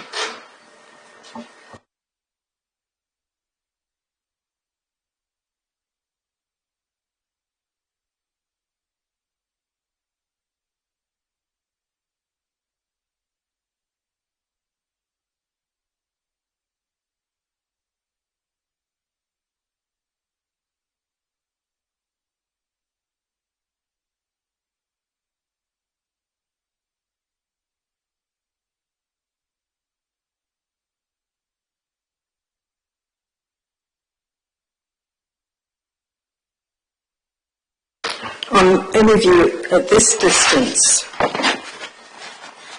this viewpoint is not showing or enabling you to assess the setting, is it? It is showing you the best possible view of the wider setting. Well, I don't think we have a definition of what is the wider setting in your evidence. What is it? As noted in the GDL description, it is the background of moorland and mountain.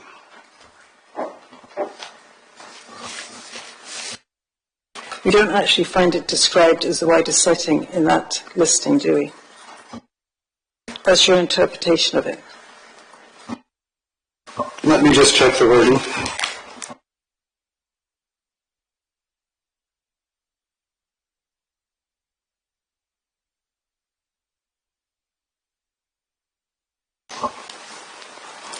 So the wording refers to the surrounding moorland and mountain landscape. That is clearly visible in representative viewpoint 10.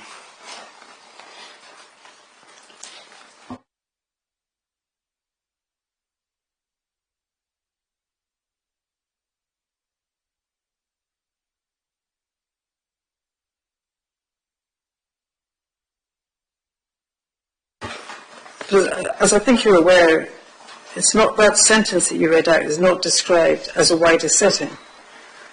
We don't see the words wider setting within this. Is it? Well, whether one is referring to surrounding moorland and mountain landscape or wider setting, I think it's up to the reporter how he determines the difference between those. I think they're equatable.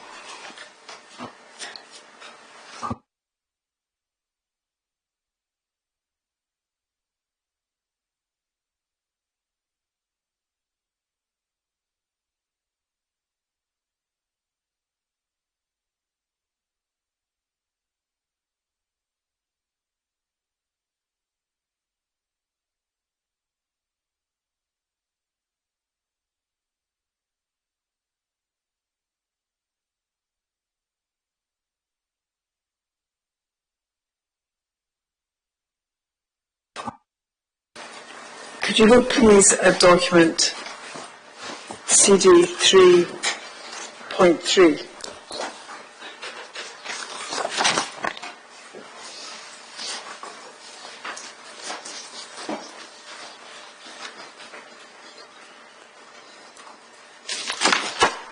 This is a response from Historic Environment Scotland in February 2025. Have you seen this before?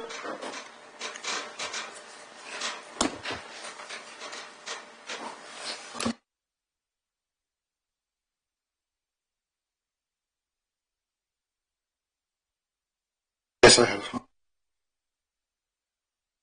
You'll be aware that as of that date, following submission of the additional information,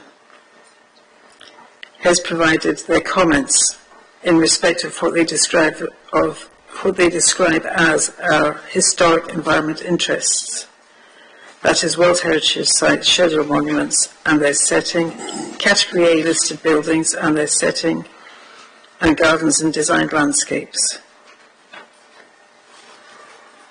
And then there's reference to, you should seek advice from Highland Council's Archaeology and Conservation Service for matters including unscheduled archaeology and Category B and C listed buildings. So they're specific as to the advice they think should be sought from Highland Council, limited to Category B and C listed buildings. Then they go on to say, in terms of their advice, that they've reviewed the additional information provided as well as the EIA report and previous additional information. We can confirm that Historic Environment Scotland does not object to the proposed development. So that's their response post your decision, the Council's decision in 2024 to object on the ground of the impacts on Dunvegan Castle and the GDL. Is that correct?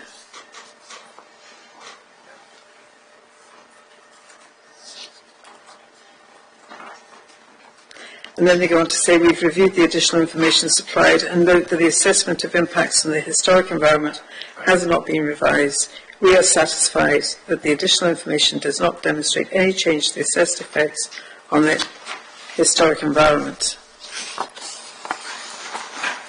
So even having looked at it afresh at the beginning of this year, they conclude, as they say over the page, that they're content that the additional information does not demonstrate an impact that is significant for our interests.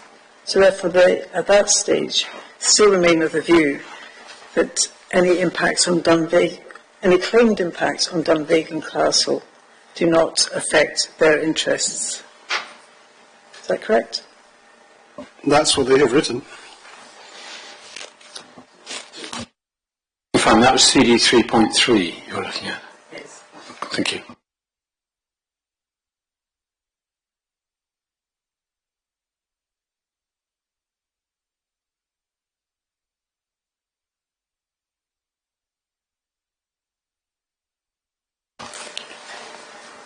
And then, toward the end of that recognition, you're critical of Miss Clancy's assessment. And that's primarily on the basis that she focuses on views and settings of the castle itself.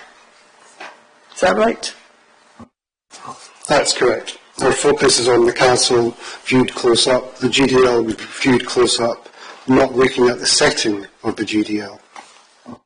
Well, if you're right in that, that depends upon the correct definition of setting, doesn't it? It would indeed. And as you know, on the basis of analysis under reference to the managing change guidance, she does not agree with your definition of setting. She hasn't assessed the wider setting at all. We also know that she hasn't done that because she does not consider your wider setting to be the setting of these assets. That's correct, isn't it? That's a question from Ms. Glancy, I think. I'm putting to you that as the correct reasoning, insofar as you're representing what you believe she's assessed.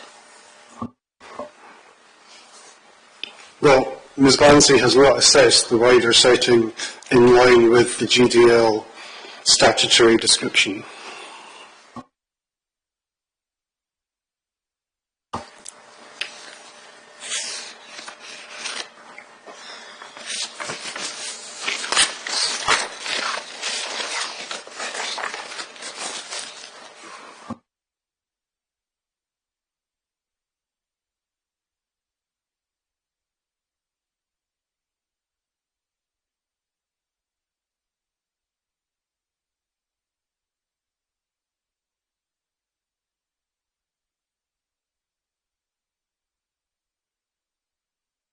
Could we turn please to the way in which you explained, or more specifically, the explanation you provided in your evidence in chief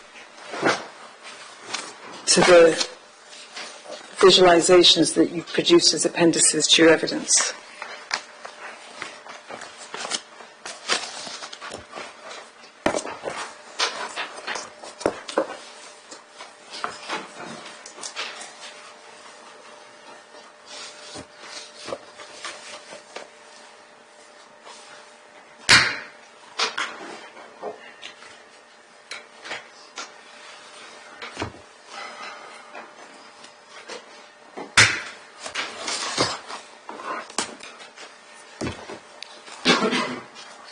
And for these questions, can you have before you both your own graphics, your own visualizations as produced by you, and also the viewpoints that we were looking at a short time ago for the purposes of considering what was visible from viewpoint 10?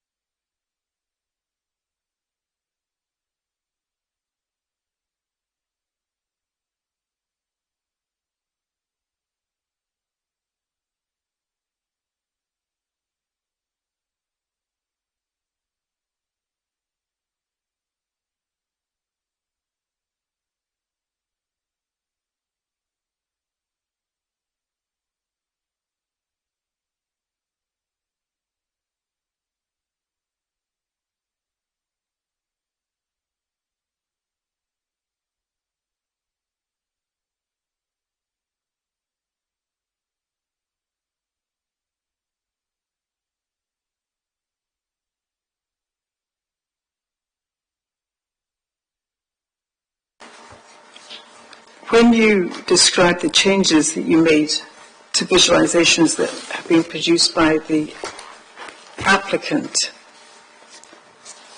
were you referring to the visualizations that we find in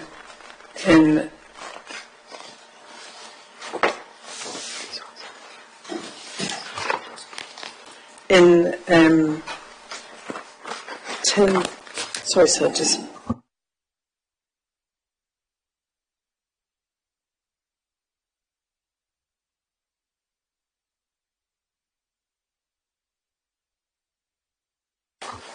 the first image that we see with focal length 50 millimeters, and then separately 75 millimeters. So which of these visualizations did you form as the basis for those attached to your report?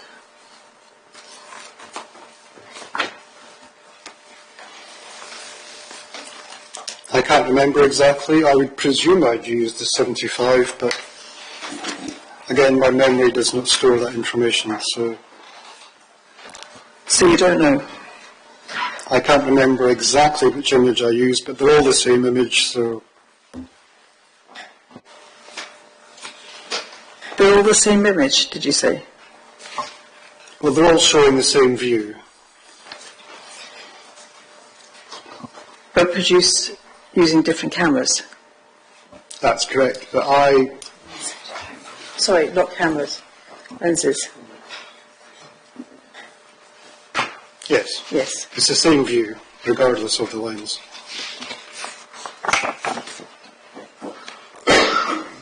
And then we can see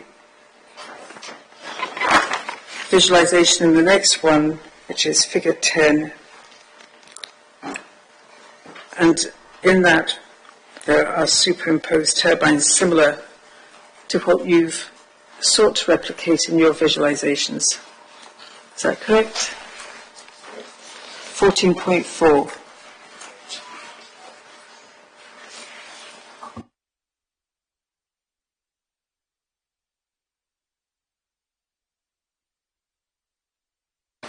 CD 14.4, Appendix 4 to that.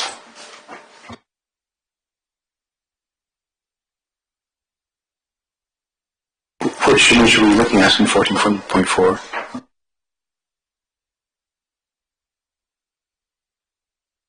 So it's Appendix 4, the first one. 4.1.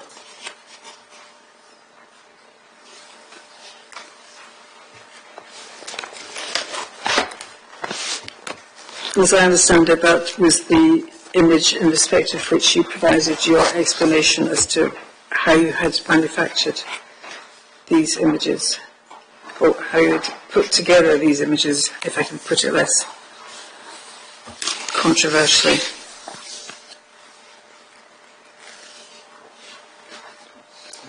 I think there's a 75 millimeter focal length. It's the third image in viewpoint 10 in the Highland Council document. I would imagine it's from, well, I don't want to answer from Mr. Brocky. Yes, it is.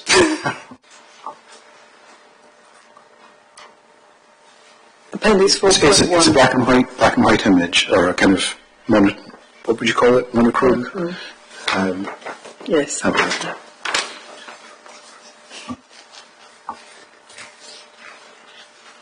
This one, sir.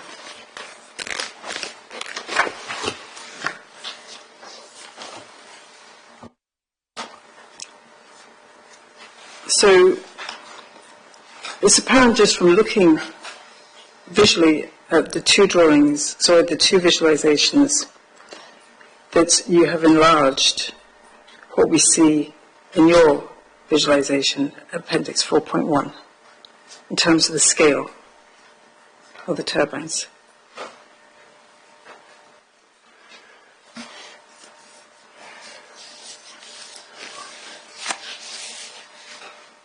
Well, in terms of scale, the image is not scaled. I've not claimed it of a particular scale. I have cropped the original image, thereby visually enlarging it on a page, but I have not manipulated the image. I've cropped it for my own purposes.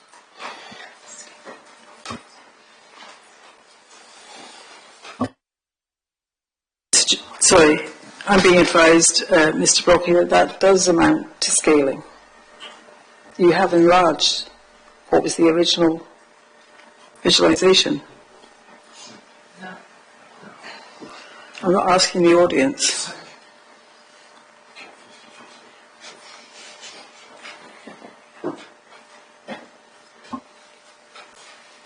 Do you understand that? That is the consequence of what you did by cropping it. Could you remember to turn your microphone up? I mean, this is a scaling lenses, technicalities of viewpoints. I'm quite a simple chap, and I'm looking at visual impacts of turbines on a heritage asset. the technicalities of scaling are lost on me entirely. If you're going to say I've enlarged the scale, then I have to admit that, but I don't understand. There was never an intention of me to modulate scale. I'm just zooming in so I can see the impacts for my specific purposes more clearly.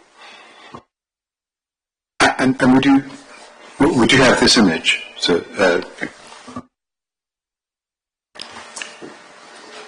were you aware that this was an issue that was addressed by Ms Anderson in her evidence in chief? I heard her comments. You were present when she gave her evidence?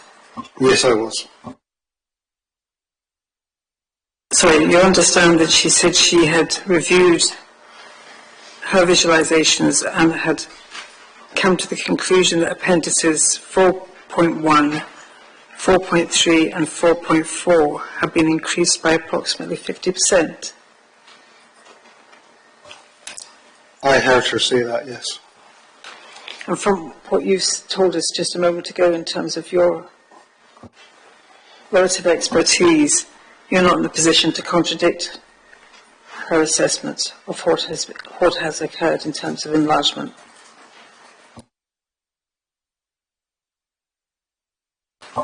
If I look at the original monochromatic image, and if I look at the image that I have cropped for indicative purposes, it would appear to be approximately 50% of the original. Just to be clear as to what you mean by the original, are we talking about the third of the images associated with your viewpoint? Correct. Yeah. Viewpoint 10. And she also gave evidence that appendices 2 and 5 had only been increased by approximately 12%.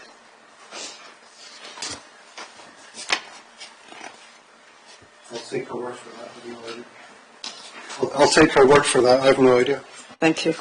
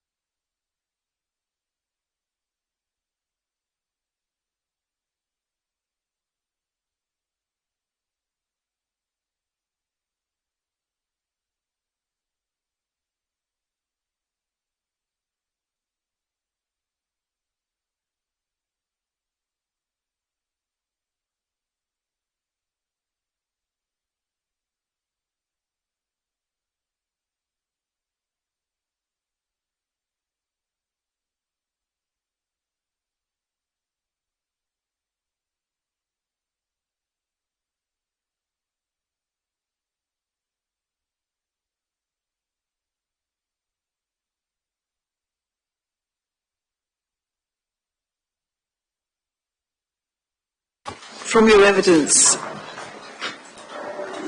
Mr. Brockie, in your inquiry report, you list all the different you list all the relevant listed structures and buildings. And you refer to them as a heritage grouping? That's correct. But your evidence to this inquiry has focused essentially on the GDL and the castle, hasn't it? The GDL description lists all of those structures as integral parts of the GDL. But I don't understand you to be claiming that there are significant visual impacts on all the structures. I haven't said that.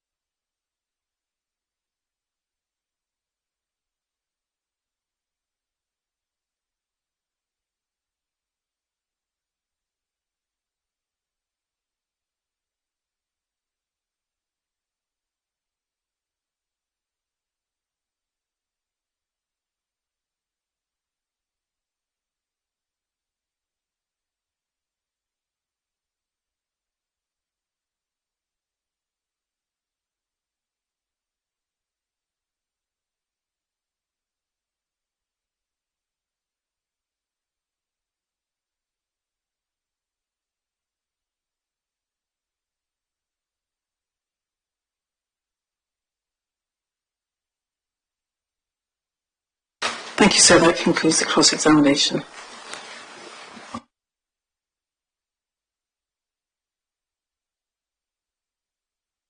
I do have a couple of questions.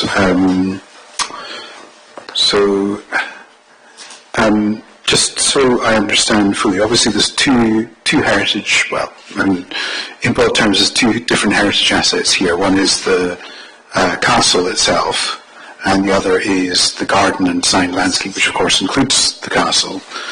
How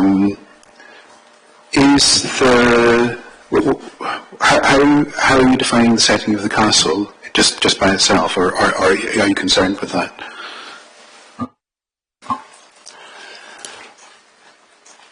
One of the reasons I have made my heritage assets definition is because the reason for objection number 4 refers to the Dunvegan Castle GDL.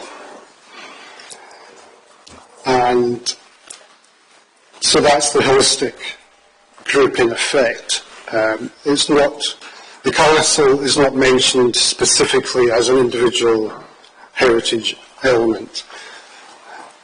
And so I wanted to make clear in my statement that the GDL included all the listed structures and buildings.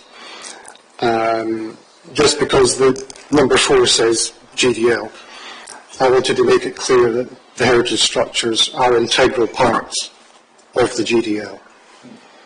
So we have looked at specifically the setting of the GDL, but that, of course, includes the castle as an integral part of the GDL. But we don't separate them because they are one unit. So.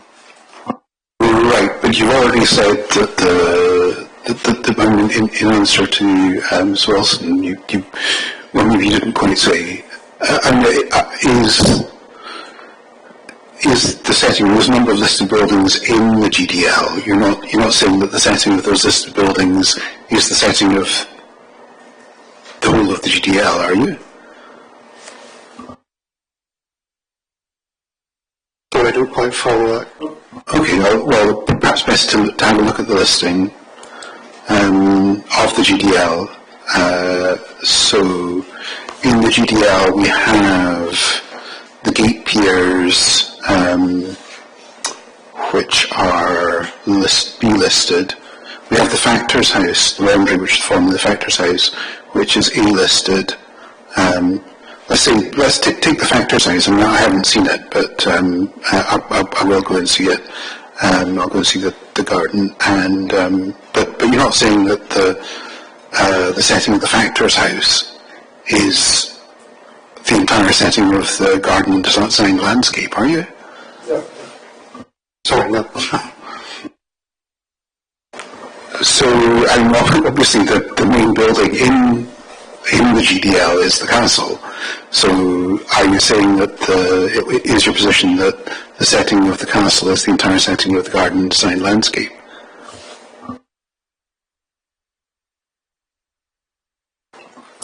I'm sorry, I should have asked an open question. Well, it's too late now, I guess. I don't quite follow your question. But perhaps better as an open question. What is the setting of the castle, if you're able to define it here? Is that something you've looked at? Well, the castle has immediate and local settings within the GDL, and it has a wider setting in the wider landscape setting. From viewpoint 10, you cannot discern any other buildings or listed structures. You see the GDL and you see the castle. So I've not specifically addressed any of the other buildings because they are not easily visible in the distant view. They are, for example, as you may find out on the boat between Garveyland and Newganish Point, you see other buildings. You see the pier and you see the stables at the far end, and you see the laundry building and Factor's house. So for the purposes of our more distant view, you're seeing the GDL and you're seeing the castle. If that clarifies things.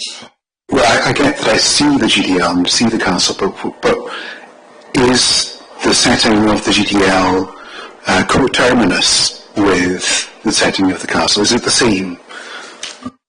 Yes, they are effectively the one and the same heritage asset.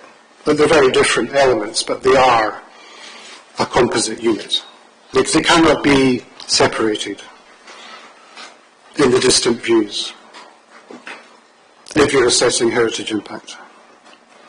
And both are, of course, of national significance independently. You've anticipated my next question. So the garden design landscape, the 19th century garden design landscape is nationally significant? It's nationally significant. The A-listed castle is nationally significant. And the castle includes the causeway and other structures that are integral with the castle. But yes, those two elements are individually nationally significant, important.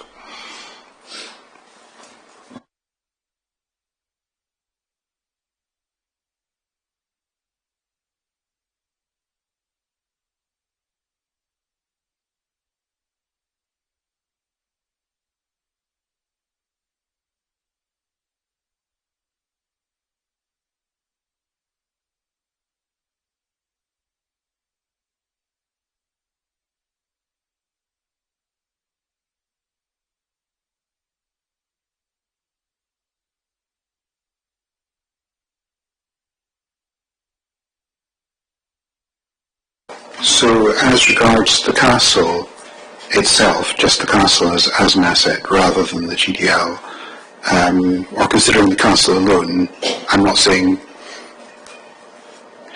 well, if we consider the impact on the setting of the castle alone,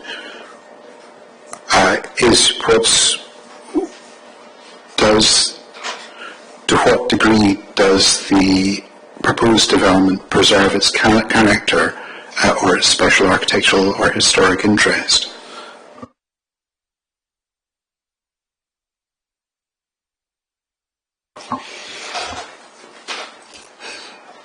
There's been a castle on this site for over 800 years. It's obviously changed form, but a castle structure on that rocky outcrop has been there for over 800 years. This is probably the most important listed building in Skye. In fact, it pretty much definitely is. It's important. It forms a historic landscape on that site. And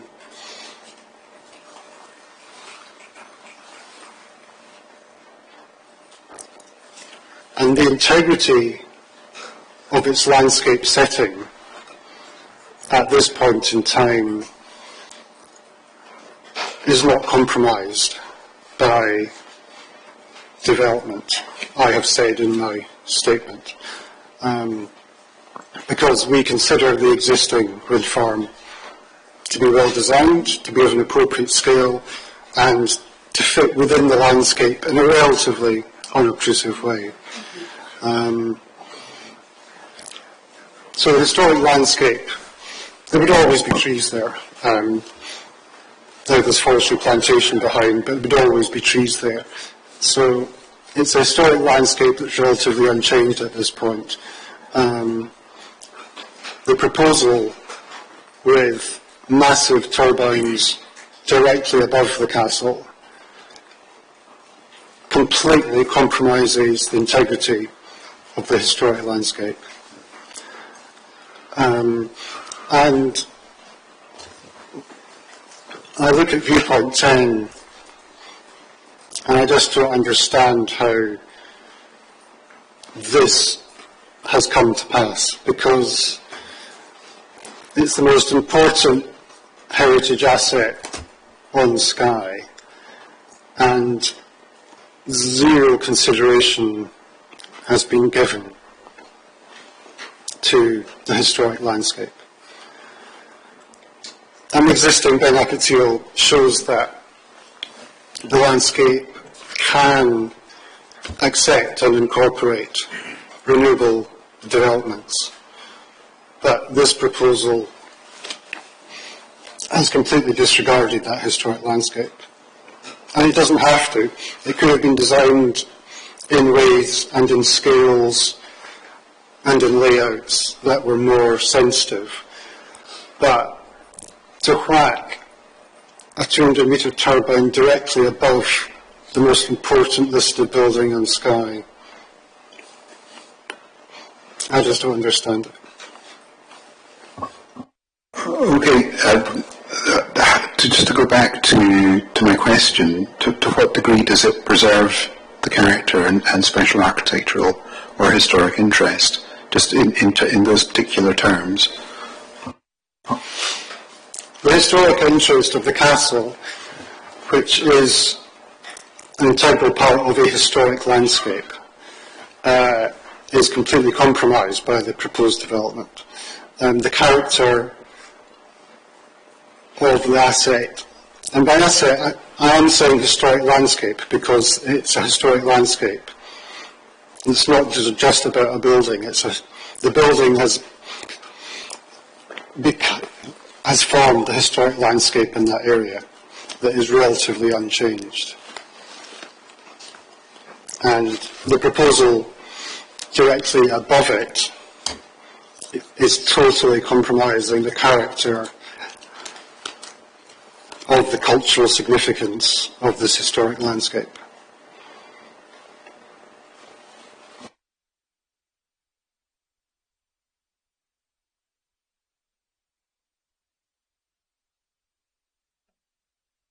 Sorry, I'm going to ask a question which will alarm everyone, but I don't mean I just want to test the evidence by it.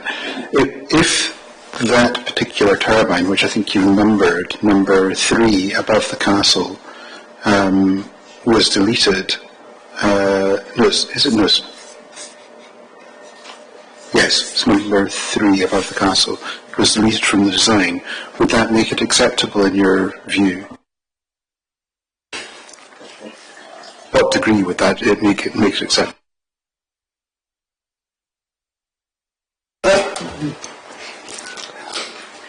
This is not really something the wind farm design is not something I'm qualified to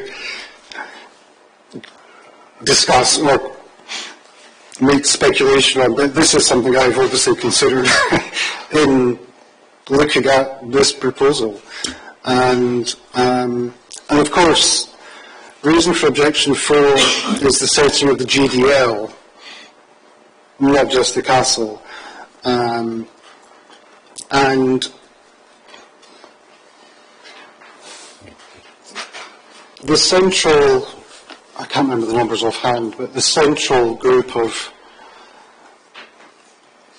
I think from, I should look at the, so 3, 4, 5, 9, 8, and 7 in particular are obtrusive to the GDL, the setting of the GDL. So,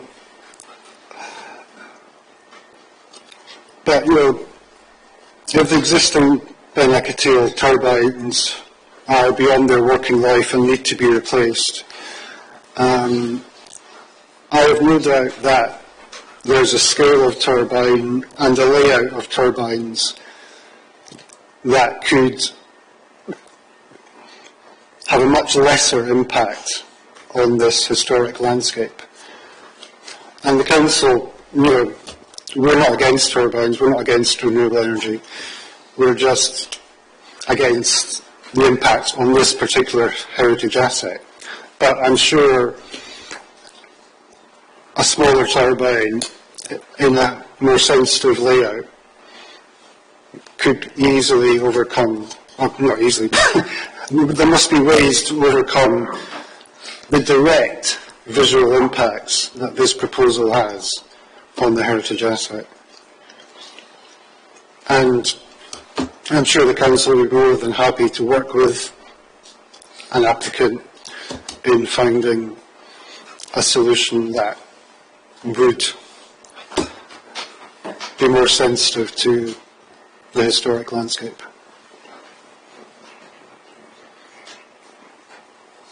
Yeah, I don't have any more questions. Just a few questions in re-examination. Firstly, and this is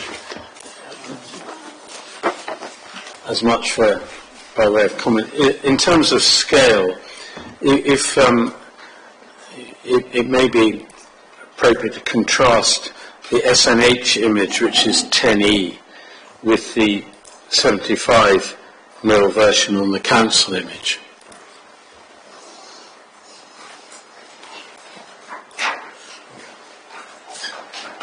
I'm sorry, could you say that again? Yes, if you take the SNH image 10E,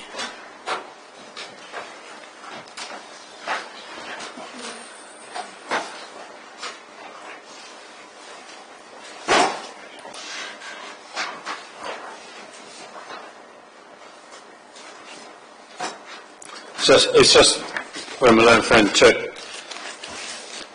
the witness to the 50mm version. I was just going to ask you,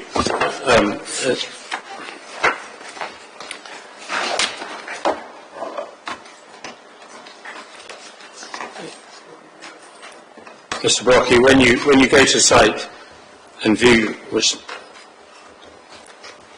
I haven't seen the list yet, the reporter may or may not have done, but what is gives you the more true-to-life picture? Is it the 50mm or the 75mm?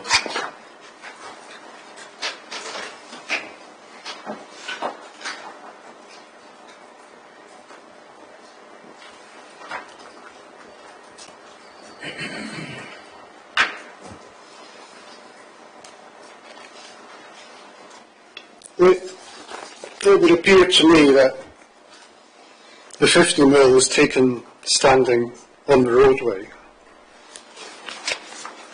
and the 75mm would appear to be taken from in the field.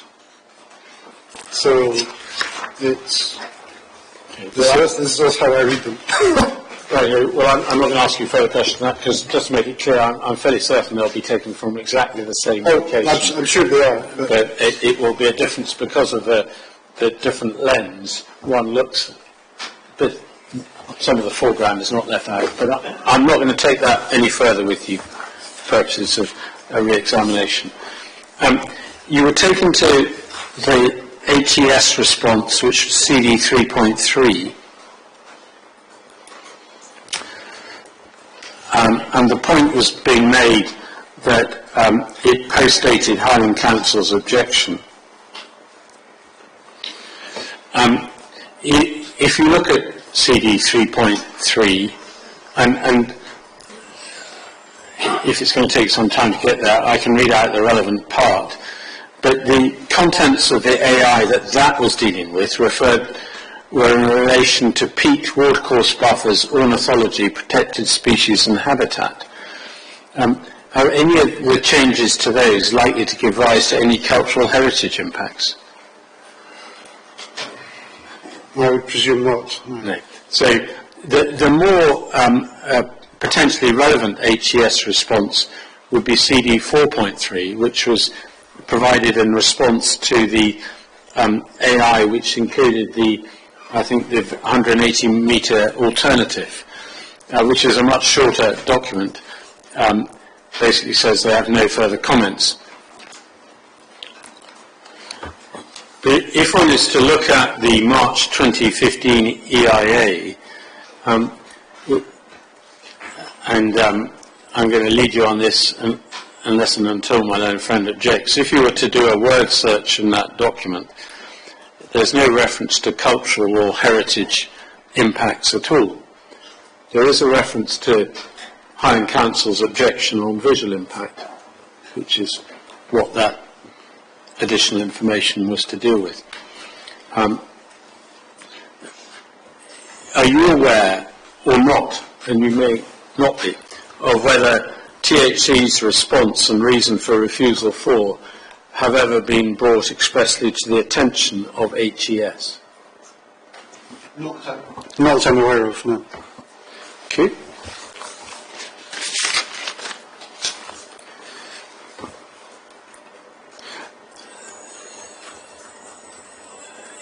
You were cross-examined on a number of occasions on references to across the loch as opposed to from the loch.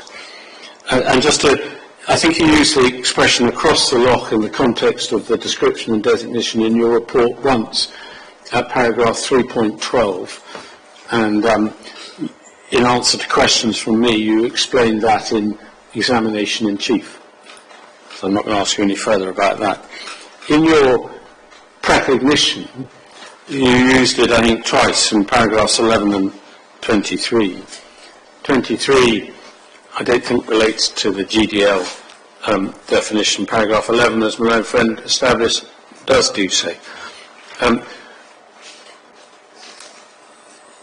In your precognition and that stage, were you intending to give new evidence? This is the first part of your precognition, which runs from paragraphs 4 to 13. If the reporter wishes to understand that part of your precognition, is it solely contained in the precognition, or is it elsewhere?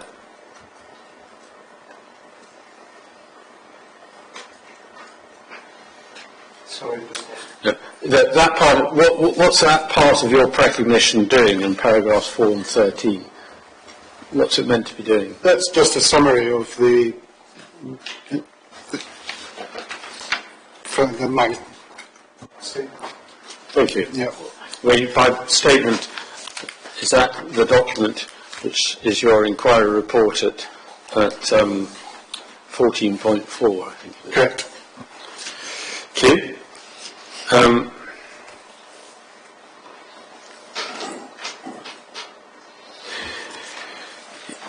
Could I, you were asked a rather large number of questions about the GDL and description and the managing change document. Can I also, in order to understand the GDL description, can I take you to the CDH 8.8, which is the HES designation policy document?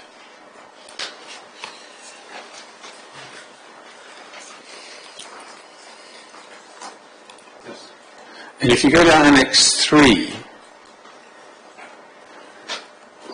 or in fact, whilst we're here, Annex 2 deals with listed buildings. Right, can you just hold on, I need to catch up.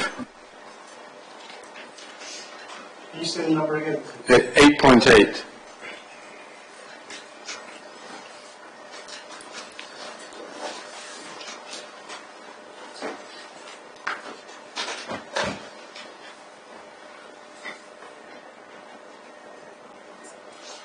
So, page 11 of that document, electronic page 11, and actual page 11, deals with listed buildings. So, reporter may be of interest. But Annex 3, which begins at page 14, deals with inventory of gardens and designed landscapes. And just to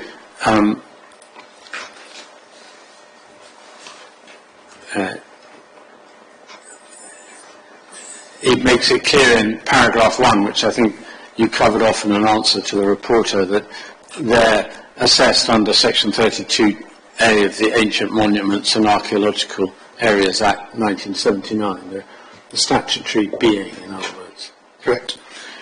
Under inventory records in paragraphs 7 and 8, the inventory records explain why a garden designed landscape is of national importance. They also describe its location, history, and individual components. They're not intended to be definitively historical account or a complete description of the garden and designed landscape. So that's their explanation. And then, in terms of the various matters that go into assessment of whether a GDL is worthy of inscription as a GDL, there are a number of issues which are set out in the following pages, but the one that was raised in cross-examination was scenic interest. That appears on page 16 of 24.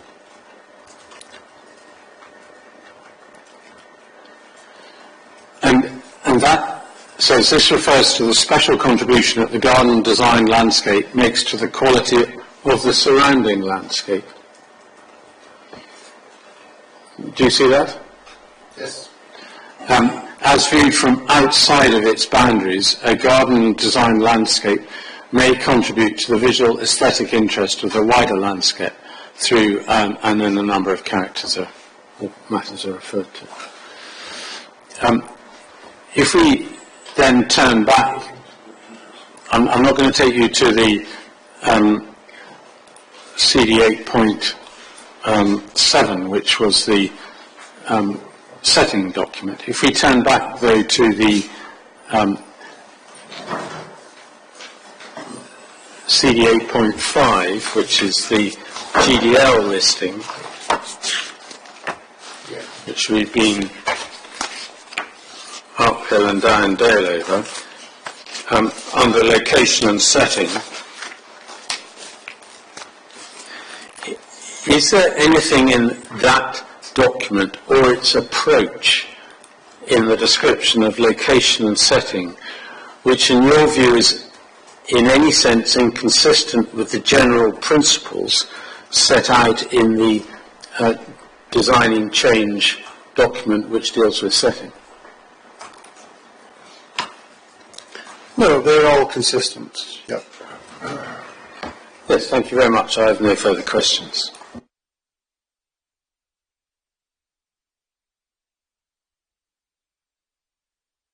Good. Well, I think that takes us on to the hearings, which we're going to have next, I think. It's 12:30. Oh, sorry. Thank you, Mr. Brocky, for your evidence. It's very rudely, sorry. But I think it being 12:30, I think Mr. Klein wanted to film the next sessions, so he'll need to set up, and I think Mr. Spears also needs to adjust some things too. So I think we take lunch now until 1:15. So, yes, I'm wholly in agreement with that, but there is a wider timetabling issue that clearly raises its head. And despite having considered matters again, despite my suggestion perhaps that the next two sessions weren't going to take that long, it does appear to me that they might take up, the first hearing might take up the whole of the afternoon, and the second hearing might take up the whole of tomorrow morning. I'm not asking for a ruling on it now, but it does appear to me that there may be sense in reviewing the timetable for Friday in that light, because either there's going to be the opportunity for, I think it's going to be socio-economic interest and impact, but whether there's time for policy and conditions on Friday, given it's Friday, is another question, which perhaps parties might wish to consider over the lunch adjournment. But in my submission, so there may be sense, for reasons wholly unrelated to Mr. Campbell's initial application, for reviewing the approach to the policy hearing session. Well, perhaps, do you want to comment on this now, Mr. Campbell, or Ms. Wilson, or do you want to consider it over lunch? And we can... I think it's prudent to consider it over lunch, if I may say so, but I agree with the general thrust of what's being said. I think tomorrow's at risk, and we don't want it to be part heard. Well, for myself, I'd rather it was not part heard, but I do have to... It's impossible to know how long, sorry to go on a bit, but it's just impossible to know. You set out a very detailed set of questions which need to be answered by all of us, and that's going to take time. So there may be a risk in not reviewing. Sorry, that's two negatives, but there may be a risk in not reviewing the policy programme as you set it out. I do have accommodation on Friday night. I don't know if anyone's ready to... Oh, no, we don't have a room for Saturday, so that wouldn't work, would it? No. That would cause and certainly none of my team have accommodation for a Friday night. And I think that's difficult on Sky, so I'm told.